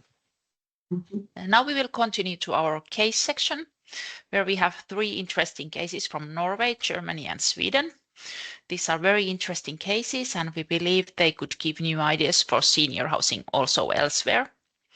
Our first case is the Carpe Diem Dementia village located in Bærum, Norway, which will be presented by Camilla Heier, Anglero, partner and head of healthcare design in Nordic Office of Architecture. Camilla, please, the floor is yours. Thank you. Okay, let me see. Hopefully I will not run into technical issues, but we'll give it a shot. Let's move into slideshow. Can you see the first slide? Yes. Yes. Thank you. Thank you for reaching out, and thank you for having me here. I have an awesome gang behind me in the healthcare group here at Nordic Office of Architecture. I'm an architect myself, and building right from the start is sort of like a passion that we have. So today it's the Carpe Diem village. It's right outside of Oslo. It's an exciting pilot project, which means that they're still trying to figure out how this is working, both socially, economically, and also with the families. Because everybody's asking, oh, how much does this cost? How can how can we do this in other places? And the short answer is that this is a very inexpensive project to build, but in order to get the right number for how much this costs in terms of running it as a nursing home or a home for people with dementia, it has to go over several years. And it's a pilot project, so that means that they are testing things. And they're being brave. Just to say a little bit about the hard facts, the building phase was about between the 2018 and 2020. It opened during the coronavirus outbreak, which also was very difficult, which added an extra complex situation to a pilot project that was already, trying to figure out how to run. But they overcome. Even as such, it's 18,000 square meters of these homes. It's about 136 communal housing units, and then you have 22 high care dementia units.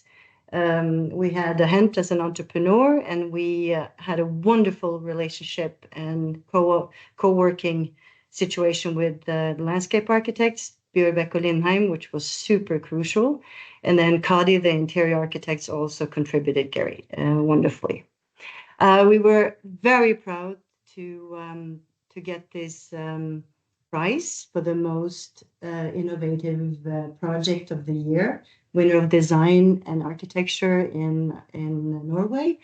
And this is very much inclusive architecture on all levels, because you're dealing with a user group that needs highly tailored solutions. The office ourselves, we are located in about 5 places in the world: Oslo, Copenhagen, Reykjavik in Iceland, and Aarhus and Aalborg in Denmark. We're about 450 people in total of architects. We have 30 nationalities. I mean, architecture is pretty international language as it is. And we work with about 7 sort of main themes, all from healthcare design, infrastructure, office. We love the mountains, so we of course have to have housing there, and urban design. We work with projects all over the world, from a visitor center in China or an airport to these tiny little sauna complexes in north of Norway. You Finnish people might relate to this.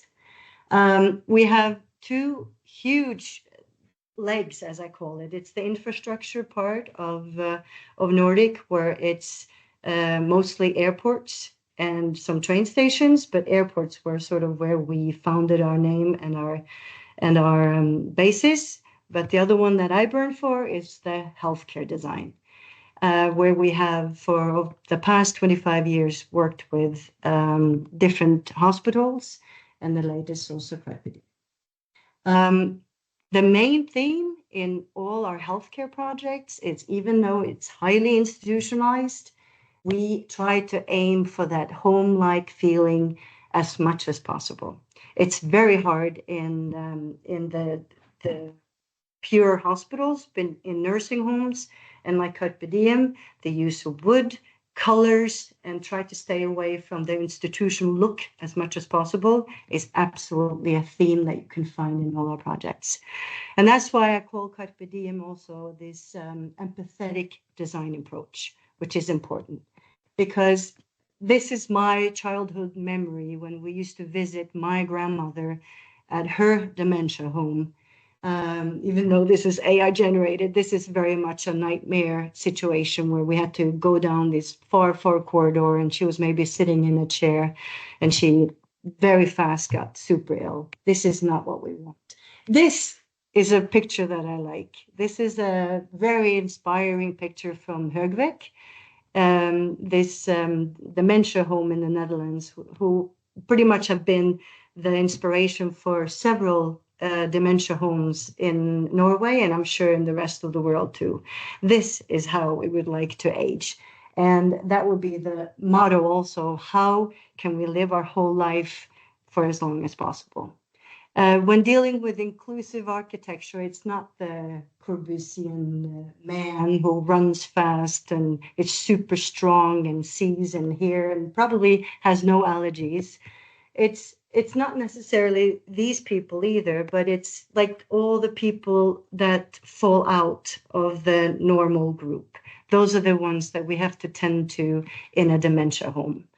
And again, this compassion and empathy. And I just wanted to bring up this lady, which I find pretty amazing, Margaret Mead.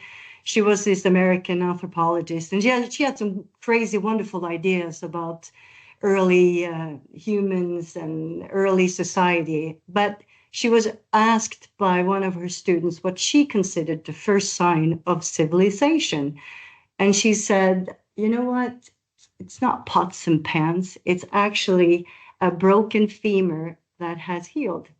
Because if a broken femur in the animal kingdom happened, you died. But if it's healed, that means actually that somebody took care of you. Somebody made sure you were safe.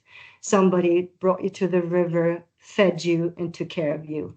And I figure that's what we architects sort of work with also, is that when we tend to groups of people that need that extra care, we absolutely have to design with empathy.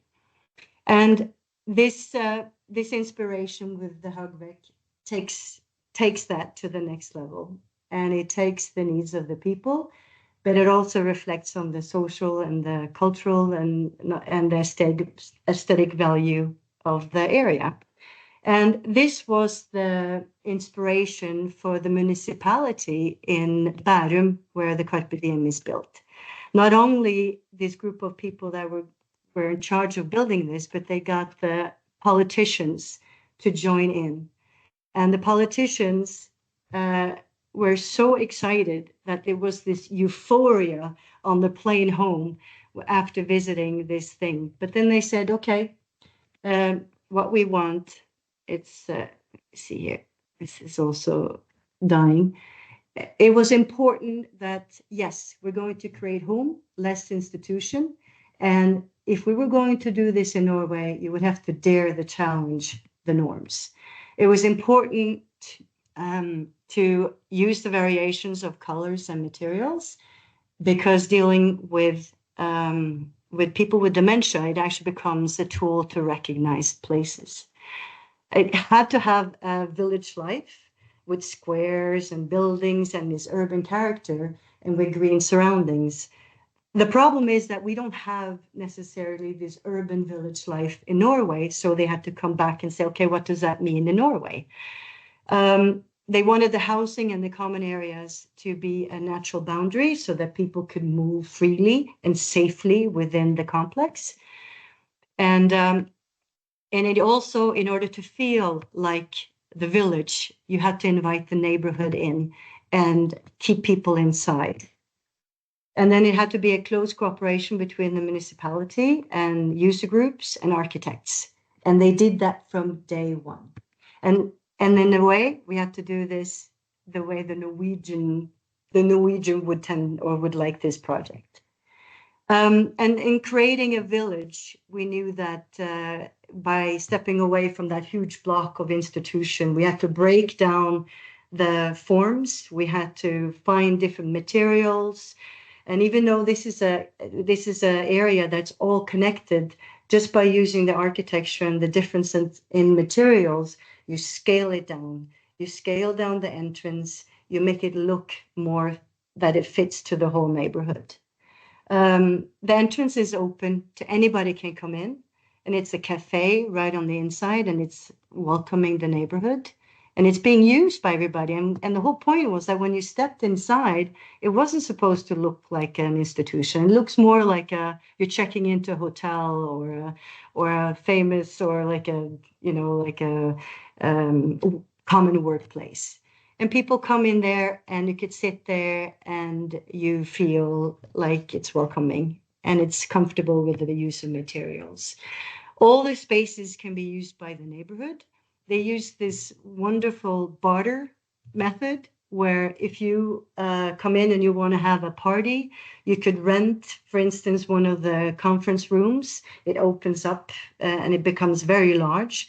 And so you can rent it for free, but you can come back and then you work as a volunteer.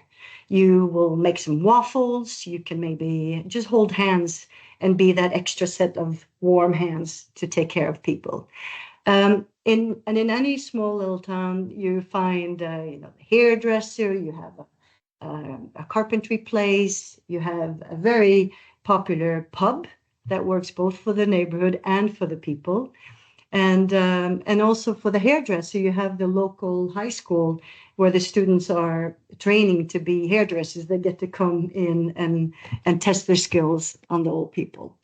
When building for people with dementia, it is very important to tend to all the senses. The senses are very often the last to leave us. So any visual senses is important, whatever you can touch, and also smell. And that's why this garden village is so important, where you can move freely into all these different spaces with different experience around every bend and corner. And as you come out through the main entrance, you have a typical square. The architecture feels like a square. You have harder materials, so the sound is a little bit different, and you can access all the common spaces like the pub and there's like a little mall there. This is where the public activities are. This is where people meet. This is on a sunny day where you would maybe bring out your visitors or sit, enjoy, and to see other people. And there's plenty of places to sit. And then it starts this winding road through the whole complex where you as a person can walk In Norway, younger and younger people come down with dementia. That means that their body is usually still in good shape, and it is a typical sort of restlessness with patients with dementia that need to move. And if you're being put in a regular institution, you're being held down and restricted, and it creates this stress, and you might have to be sedated or pushed down, and your whole existence become devalued as a human being. Here, there's no problem. You can keep on walking. You will never be lost, and it will always be an experience every turn. There's not one space that are similar. We'll have a grandmother's garden with a little pavilion. There might be one apple tree garden. There's a water feature for the people who remember maybe their childhood or their youth being by the water, and maybe the sound even of walking on the boardwalk will create some memories. There's plenty of places to sit and do some exercises. And at the bottom, you also see this differences in the ground. A lot of people with dementia also have a tendency of shuffling. So it's kind of nice to have a difference in the ground that you can feel different. You can even, on a hot sunny day, take your shoes off and feel the difference in the ground. Again, this home-like feeling where you could maybe walk past the drying rack and you smell the clean towels, you see the water feature, and you see the white picket fence that maybe also gives you some wonderful childhood memories. There's one greenhouse so that people can plant, and even though you don't move around so much, or you don't remember what everything is called, just the fact with being able to work with the dirt and maybe picking up some leaves, it's actually some type of exercise. All the way in the back there's actually also a boat restoring place where you can come and you can fix a boat. And for some of the tenants, that's what they used to do every spring, and it reminds them of seasonal changes. It was very important to also have every single home being identified as different. So you'll have different color schemes, different entrances, and this is a way of wayfinding. So you might not remember that door is a door, but you might remember that your home is blue or your home is red. And again, these are the themes inside also. And we used a lot of time trying to figure out what is actually a home. And this is what we brought with us when we tried to figure out the color schemes. I mean, the documentations for all the materials there is hell, but this was part of the delivery, and they wanted it to be different. So every time we as architects tried to come with that gray, kind of whitish sort of scheme, they're like, no, go off, make it colorful. So we had to go outside of our comfort zone to really push ourselves to be more bolder in terms of use of colors. And we also looked at, okay, what is the perfect size of a home? And we ended up with no more than 8 living units, and that they would have common space, and then there would be an area for support facilities, but that everybody would have their own sort of bedroom so they can retreat and feel that safety of a home. When you come into each living unit, it is supposed to feel like a home. You come into a hallway, you hang your coat off, you put your shoes on the shoe rack, so you actually feel at home.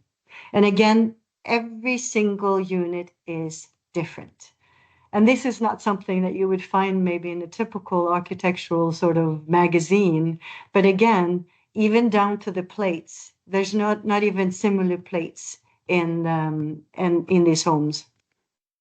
And that was important, that this was to be unique, just like every person is unique.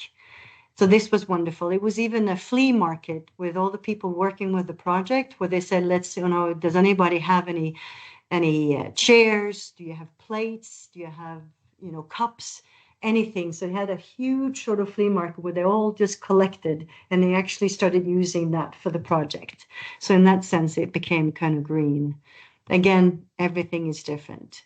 And it's that creating that sense of everyday life. So being as normal as possible. So there's always 1 or 2 residents that go with one of the caretakers to the local shop, and they shop for food, and they make their own meals. Not every day, but they it's the whole thing about eating together, and also again having wonderful conversations around the food that also helps these people.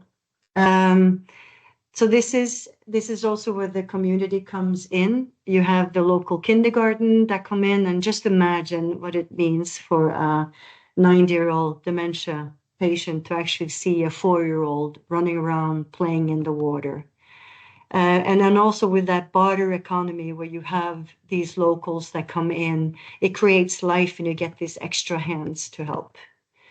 Lots of exercise, of course, is important, and you do whatever you can. They have a packed plan of activities, and there's either art shows, they're doing the waffles, you'll have the 17th of May parade, that's our local national day that we celebrate. There will be a hot dog day, art and concerts. So it's all about trying to have as much as a normal life brought very close to these people.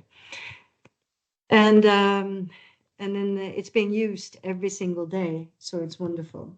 So it's the combination of bringing these people daily life, having these experiences around every single bend, and also working with the landscape and the smells, and it's the combination of this that makes Carpe Diem.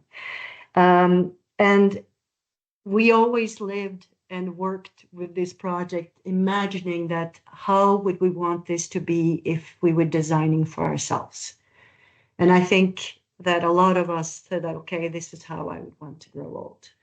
Unfortunately, we haven't been able to build more of these, but we're always traveling around in the communes and in the municipalities and trying to do, this kind of presentation for them.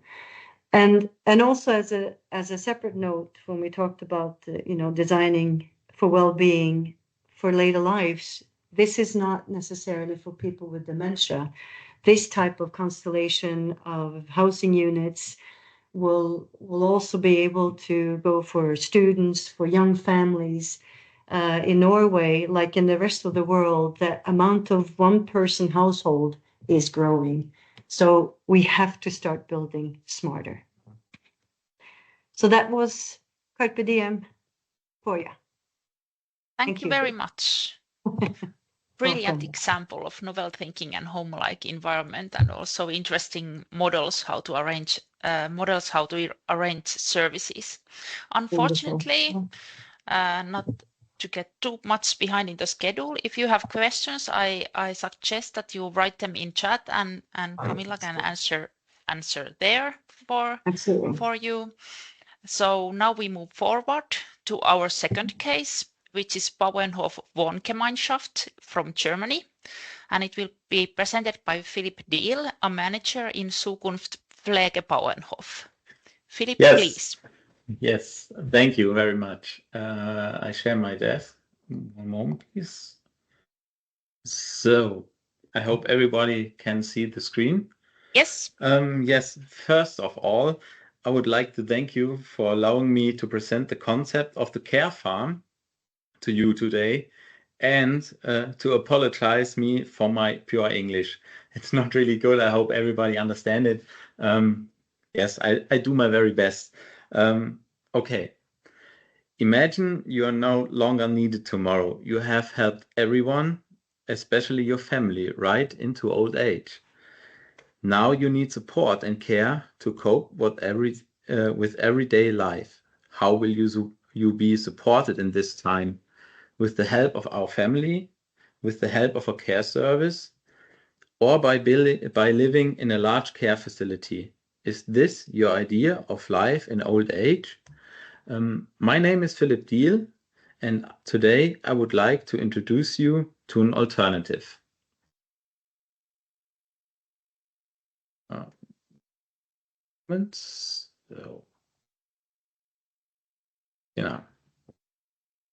People are getting older and older.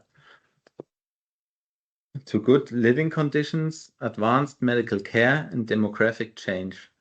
This development brings challenges with it. Age-related illnesses, medicine that lose sight of individuals, massive overload of the care system. Nursing staff have to do more and more.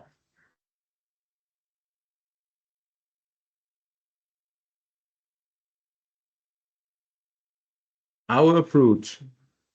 Elderly people live together on a farm, supported by a professional care team, take an active part in daily life, enjoy the experience of nature with people, animals, and plants, retain the joy and meaning of life. We call it in Germany the Pflegebauernhof. The care farm is the new edition of a way of life that has been practiced for centuries. Multi-generational living. People have always been forced to earn a living or at least contribute to it right into old age. They were needed into old age, but were also cared for. This has long been a tradition, especially on farms and agriculture businesses. The Pusch family farm in Marienrachdorf has been in the family for over 250 years and has always a close connection to agriculture. The farm has cattle, pigs, chicken, geese, cats, alpacas, and bees. Since 2011, this picture has also included 22 elderly people in need of care who takes part in our everyday farm life. The beginning of the care farm. The people live in 3 shared apartments, 2 with a 24-hour care, 1 self-organized shared apartment. People with little to no care needs live there, but they actually participate in farm life. Mr. Pusch's grandmother was born on the farm and wanted to live there until the end. She was the last generation to live on the farm. In order to preserve the farm and fulfill the grandmother's wish, Guido Pusch created a living space for people in need of care on the farm. The care farm makes it possible for people to be used in a low threshold and everyday way. The shared care of the animals and food production, cooking, feeding, and tidying up together, depending on the possibilities, provides self-worth on daily structure all by itself and without any plan. Each resident contributes to everyday life as much as they can. Care can be provided by a specialist staff on the farm, even in the case of high care needs, a family atmosphere. A care farm gives pride in what has been achieved, satisfaction with that has been accomplished. Living together with animals and nature brings ancient instincts and need back into harmony with modern life. At the same time, there's contact with both classic and modern agriculture technology, some of which brings familiar and cherished traditions back to life. The residents are part of the community instead of waiting for death in the wings, so they speak.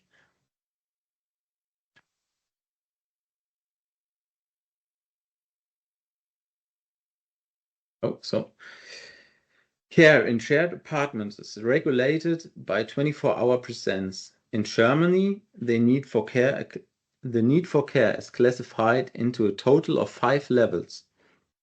The majority of care is provided at home, organized by family members. This is often supplemented by a care service or daycare facility. Nursing homes for the elderly do not have a good reputation in Germany. The costs per month amount to up to 4,000 euro per month. On a care farm, residents pay between 1,500 euros and 2,500 euros, depending on the form of the living. Many people think about how they want to live in old age and then need care. That's why we receive around 30 inquiries a week from all over the world. In this way, the care farm not only enriches the lives of the senior citizens, but also those of the entire care team and the farming family or village. The innovative jobs that a care farm creates once again offer the opportunity for togetherness, for appreciation of the skills learned, for humanity and solidarity.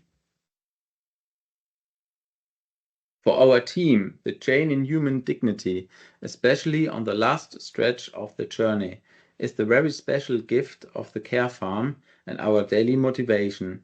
Especially for people with dementia, interacting with animals means an authentic and unconditional acceptance and appreciation for the person.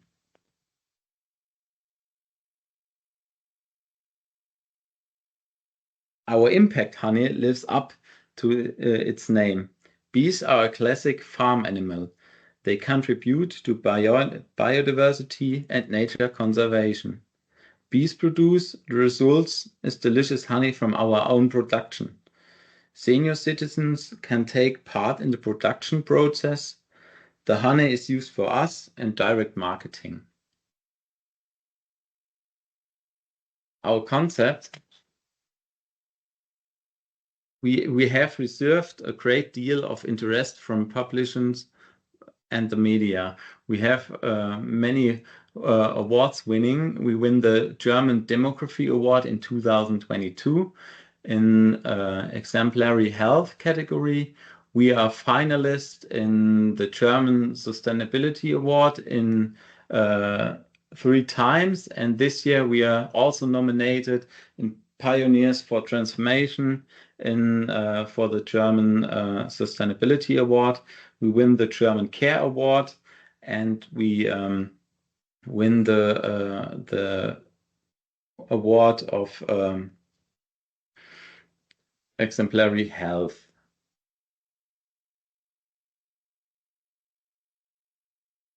We now support a total of 23 projects in Germany that also want to release a care farm based on our concept, because the Pflegebauernhof combines positive effects, renewable energies, CO2 neutrality, healthy food, jobs and care facilities, biodiversity, animal welfare, strong social cohesion, care of the elderly.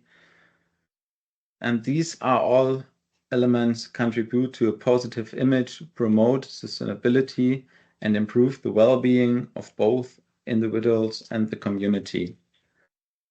So I say nothing is as powerful as an idea whose time has come. That's about our care farm called Pflegebauernhof in Germany. And I have to say, really sorry for my bad English, but that's the presentation. And if you have any question, please let me know it. Thank you, Philipp. Really interesting case you are having. And I must say that I certainly would like to live like that when I'm aging, or actually already now. And actually, we had a workshop in our project, or one of our workshops. The task was to imagine future senior housing of dreams, and the animals and food producing came out frequently with the different groups. So yeah, you have totally found something really interesting. Yes, thank you. Any questions for Philipp?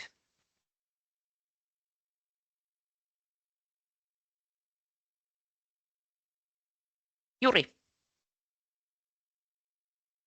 Yes, not so much question, but I would just like to say that this was really like a breath of fresh air between all those fancy new constructs that we have been seeing and visiting.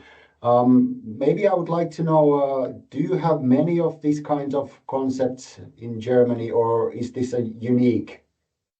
This is unique. instance? This is unique. There are many people who want to practice this concept, but it's really expensive, and the regulars are really they're not so easy to handle. Yes, I can imagine that. Yeah.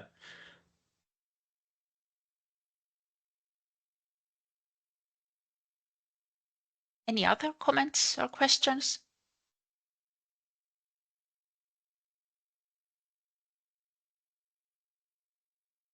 If not, then we thank Philipp and continue to the Sweden, as our third and last case is presented Regnbågen Kooperativa Hyresrättsföreningen. Regnbågen is a housing project for LGBT seniors in Stockholm, and it will be presented by Pia Faxén, the chairman of the association, accompanied by Anders. Pia and Anders, please. Yes. Hello. Can I have your help to take out a PowerPoint presentation we have from on the computer? Yes, so you can just push the share button in the top. Yes, I have done it. And then choose either choose the whole screen or the PowerPoint window. The whole screen, I think we'll need money. Nej, så ska det vara. I can't get it.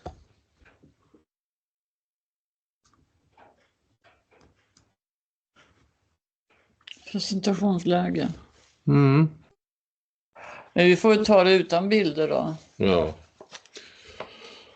Kanske, maybe you can, I was about to start try to talk Swedish, but maybe you can just talk your presentation, and you can then send it for me afterwards, because we will share the materials, so then people can check the slides afterwards. Yes. The Rainbow is a cooperative rentals association for LGBT seniors, and it's founded in 2009 in Stockholm. And we are living in a big house with 8 stores, and we have the stores 6, 7, and 8, and we have 28 apartments. We have 34 inhabitants in our community, and we have also a long list of people waiting for an apartment. We have 330 people in a queue.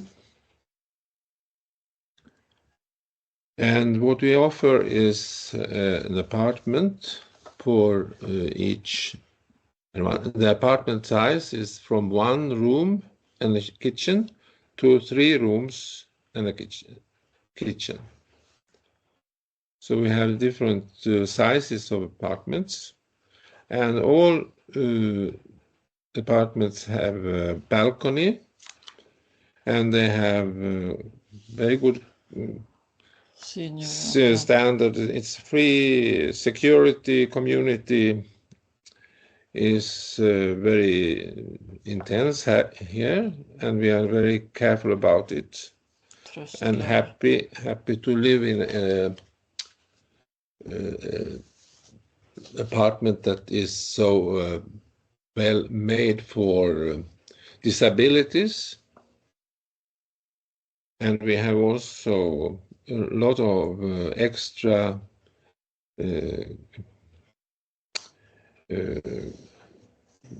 What?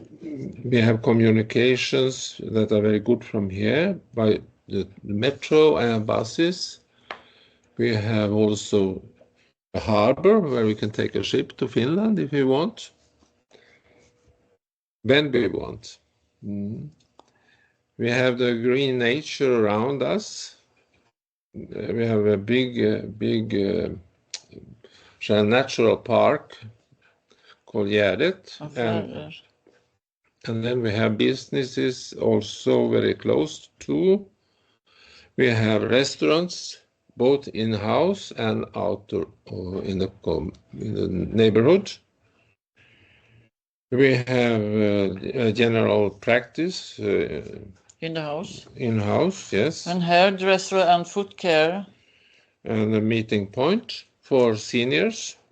With a cafe and sandwiches where we visit almost every day. And have chat with each other. Yeah, and a library also, and a gym, hairdresser.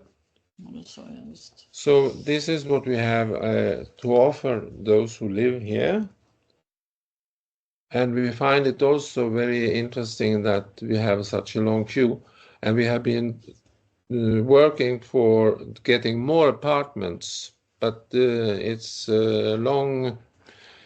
We have made a survey to look for how many want to come and live with us. And we have gone by age, and we have at least in the age from 50 to 54, 20 people who wants to come and stay with us. And in the age 55 to 59, 36. And in 60 to 65, 54. And that's the big part of our queue. So the older people get, the less interested they are in moving in here. And we find it also very interesting that the residents is interested in living inside the city of Stockholm.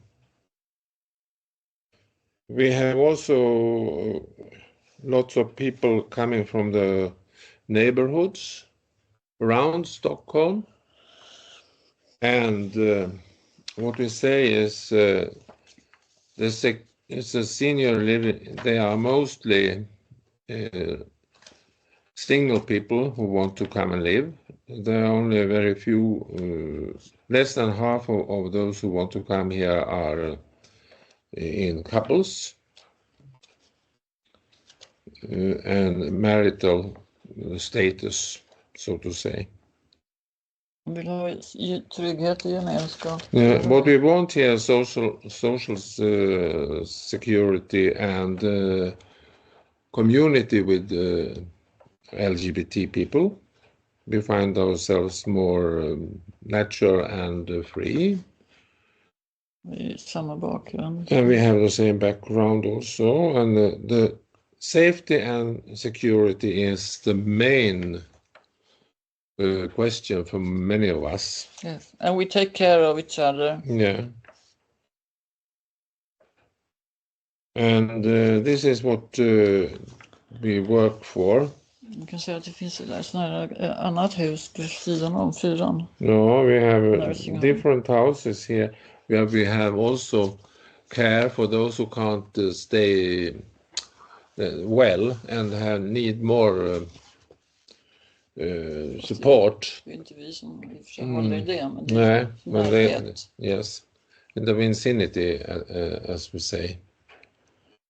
So we can have a secure senior living here, and we find it also interesting to work for better psychiatric well-being. We are interested in that people have a good age and live in a good environment. Det är unikt, det är inte så många. Yes, we are the only one in the world so far. We will see what happens in the world. I have been told that that will be happening more, but we don't know when. So we hope that this is something that people will be interested in having. That's what I can say about this. Is there any questions? I've got a question. Yeah. Sarah Wigglesworth. You mentioned that safety and security was a big issue. Yeah. And I wonder if you could say a little bit more about that and what you mean by that. Is it because you feel that you want to be with your tribe, that you, I don't know, meet hostility or discrimination elsewhere, or what is the issue around that? Could you talk a little bit about that, please? I could say that it's about the tribe, of course, the LGBT. We feel that things happen in the world and also here, and we see the politicians who are working against our interests. So we feel that that makes us weaker than we should be otherwise. And we feel also that it's important for us to be safe, because otherwise we won't go out, we will stay in. And that's not the way we want to have our aging life. There's no way to live either. Yeah, absolutely. And are you tenants of Stockholm City Council? Are the flats owned by them, or are they owned by each of you? We have a contract. Each and one of us have in the apartments we have 28 rental apartments. But the house that we are renting from, that is a part of the city council. Right, thank you. They own the building. Yeah. Yeah, thank you. Thank you. Any other questions?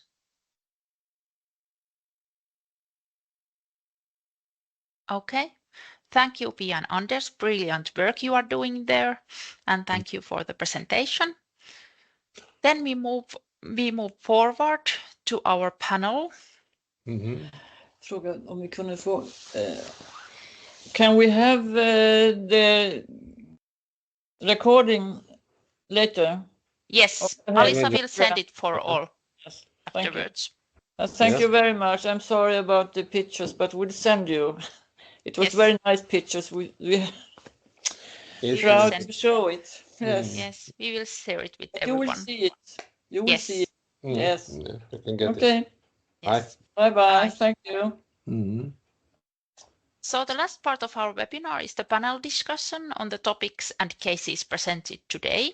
As a panelist, we have Sarah and Irene, and then we have got Sanna, Mäkinen and Juri Pelkonen, who are also participants in our future senior housing project.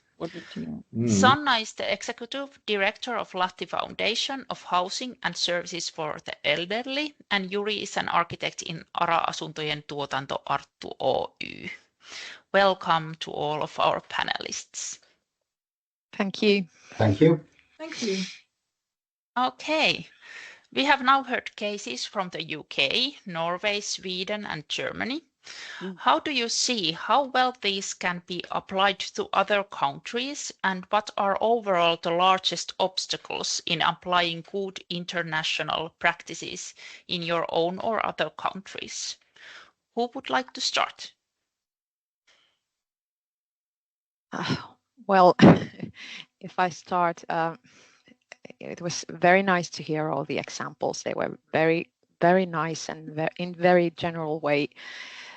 We could use some ideas from all of those, and of course it's about finances in many ways, but every country has its own ideas and regulations, especially in care. So it's not that easy to bring them into practice directly. And I enjoyed I enjoyed your both of you, Sarah and Irene, your ideas and the general view of the senior housing. We have tried to do all these things that you presented. I've even in my position for 17 years now, and I see it in a way that people still, as you put, Sarah, so nicely, people are still disempowered and institutionalized by care. I even sometimes speak about tyranny of care that we need to overcome to design houses and design homes. I even avoid the sorry for the Norwegian colleague. I even avoid the term home-like, because I think it's about designing homes. It's not home-like homes. And when we are here designing something that's not actually a home, then we are even in a way institutionalized. So I would say that these are general ideas. These were beautiful examples. I think these can be done here in Finland as well. It's about finances. It's about creating good care. Then it's about creating, I would say, empathy. I would say empathy in design and care. And if you have that, I think we can do it here as well. Yes, thank you, Sanna. Juri. Yes, if I may continue, I fully agree with Sanna about the financial difficulties in this. The situation in Finland, especially, it's always nice to go abroad and see all the nice buildings that you get to build, but we are having a bit of a financial crisis here in Finland, and as well we are having an administrative crisis. So I don't know if our friends from abroad know, but we have gone through this sort of like restructuring of our well-being services. So now we have these, I had to look it up in English, it's well-being service counties, new areas that take care of the well-being services in the areas. And unfortunately, this new arrangement has led to a total incapacitation of the administrative side. So we now lack the mechanisms to advance the housing for the elderly. We have huge deficit of homes for the elderly people and in general the people that have special needs. But there is no mechanism to, start the projects and get the projects going and deliver the homes for the people. And this is something I don't have a solution for that. In my mind, this is no longer a question about design, not here in Finland, not anywhere in Europe. We already know what kind of homes we need for the elderly people. We know all the good solutions. It's more of a question about data management at the moment. So we should have a common data bank. Someone should, manage the data, manage the information, the knowledge, and share it efficiently to all the designers. So I've been working in this field for about 20 years now. I've been involved in, well, not tens, but about 10 different projects such as this. And I think we are beginning to repeat ourselves in these projects at the moment. So we get to see the same kinds of solutions. No disrespect for anybody's magnificent work. I really loved our trip to London, for example. Very good solutions, but the ideas and the basic solutions are the same. And we should get the ideas spread more efficiently, especially to the administrative side of this. I'd hate to say business, but it's business in a way. So city representatives should understand what is good housing for the elderly. So should the construction companies. Not all the architects understand what is good housing. So Okay, I'll stop here because we're running out of time. I'll maybe continue a bit later, but this is a data management problem from my point of view.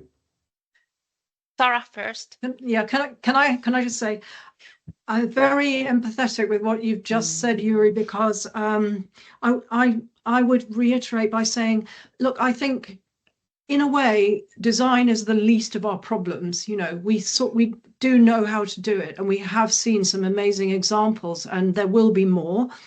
But in a way, I think the issues that we're grappling with, particularly in the UK, but I'm hearing this from others on the floor today, is a series of all the other moving parts in the equation which make it work or don't make it work. And in the I mean, I can mainly speak about the UK, but I mean, everybody has a different housing model in Europe, and some are rental and some are, you know, very much state supported and all the rest of it. And I think we have to solve those problems at the local level. But in the UK, you know, we are suffering a kind of perfect storm of a lot of different issues, like years of austerity,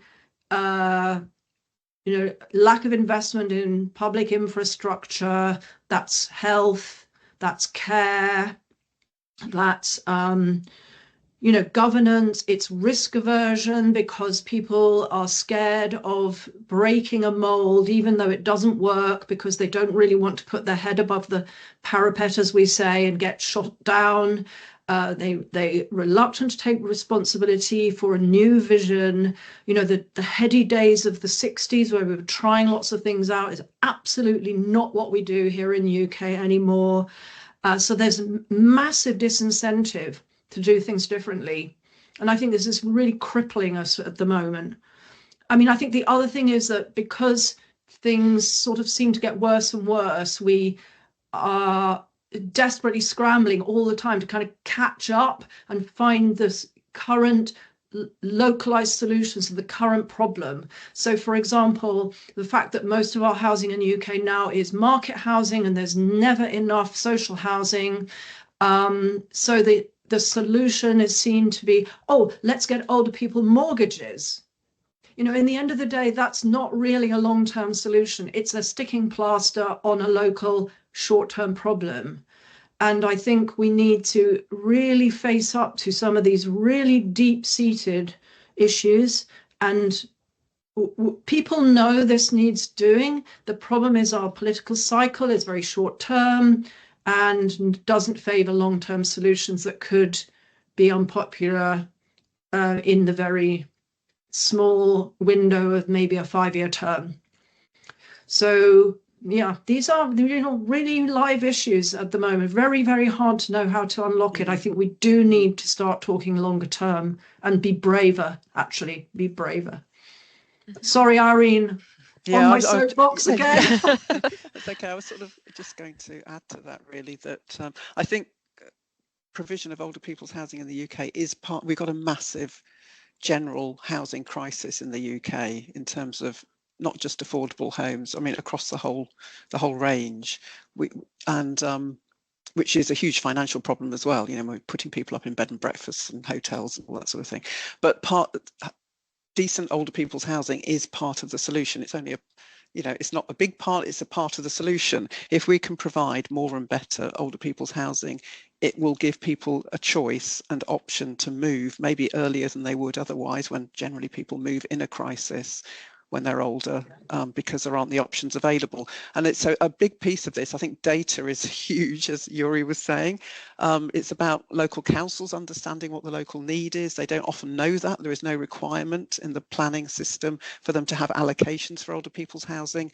Older people's housing providers compete for sites with general house builders, and yet it's more expensive because you have to provide all of the communal facilities as well as the ordinary housing, so it's more expensive to build. And so there's a lot of talk in the older people's housing circles here about tax incentives or different ways of dealing with that, so that there is sort of more of an equal playing field for the specialist providers. But also planners, sometimes our planning authorities think that new older people's housing in their borough, in their local area, will actually cause more cost on their health services, for example, when actually, if it's properly designed, and it should actually enable people to stay healthier longer. So there's also an education piece generally, I think, as well. So I think we suffer from some of the same issues that you have, Yuri, and I don't have any real solutions, but I think it's trying to incentivize the market in some way as well for the more commercial operators. We do have good funding here at the moment for affordable older people's housing. It's better funding than general housing.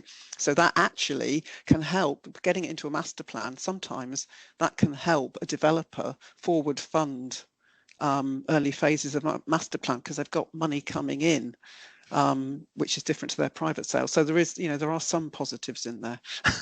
That's the sort of, I'll leave it there. Yes. Then we have got a comment from Camilla. Yes, a little bit after Sarah, when you had your wonderful session, it's about thinking.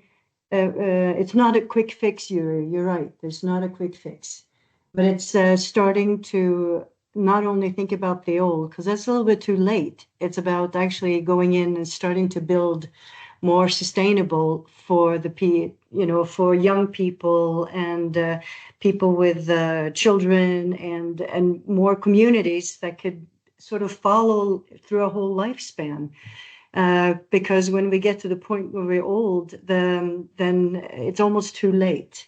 What's another point with the Carpe Diem? So even though it might be ideal, the thing is that they know that they don't have enough professional helpers, and that's going to be an issue all over the world. There's not enough healthcare people. So you have to do something about that. That's why they do the barter system, and they make people come in to help. And to, you have your party, but then the next day you have to come and you have to hold somebody's hand. You have to be a walking group. You have to, do the waffles and take care. And I think that type of, call it social responsibility, if we can build to sort of make room for that, it's going to help a little bit, but it's a Band-Aid. It's a Band-Aid. That's what it is. So I don't even know if we can have a database of all this, because it's also, like we touched upon, politically, socially, and it will be from every place, not even just from country to country, but from area to area. That was just my 2 cents. Sanna. I couldn't agree more. It's just that, in a way, if we talk about planning the senior housing in general, it's something that must not be done only in terms of service production. It should be done in a terms of life in general. And actually, no group of residents should be excluded from the residential community. They should include the inclusion and integration. Points of view are very important, and should be as a general idea should be brought into this design. And what I really loved about Sarah's general view was the master planning view in general, how to make how the age-friendly city should be operated and so on. That are the questions that we should be asking. Yes, that was also discussed in our latest TULE project meeting, that we should actually try to go to the general plan or a more wider scale than only one building. Yuri. Yes, I think we can all agree that this is not a problem no longer for architects alone to solve. So we have an almost all our architect panel here at the moment, so we should try to broaden the scope. I do understand that all of us do diligent work to bring this message forward to the decision makers and everyone around us, but I don't know what's the solution for that to make it even more. I know in Finland, I'm afraid that, now I'm not a pessimist, but I still think that the decision makers are kind of looking at this problem currently from the perspective that our demographic is very elderly heavy at the moment, but it will change eventually. So they are trying to push it forward and forward and forward until the problem solves itself. But absolutely, the thing that we must consider is what Camilla said, is that we should design for all instead of focusing only on a certain demographic. That's the only way that we keep the societies healthy. We cannot design buildings and whole blocks or larger entities just for the elderly or just for a couple of different age groups. We need integration. That is what keeps people happy and keeps the societies happy. Yes, definitely.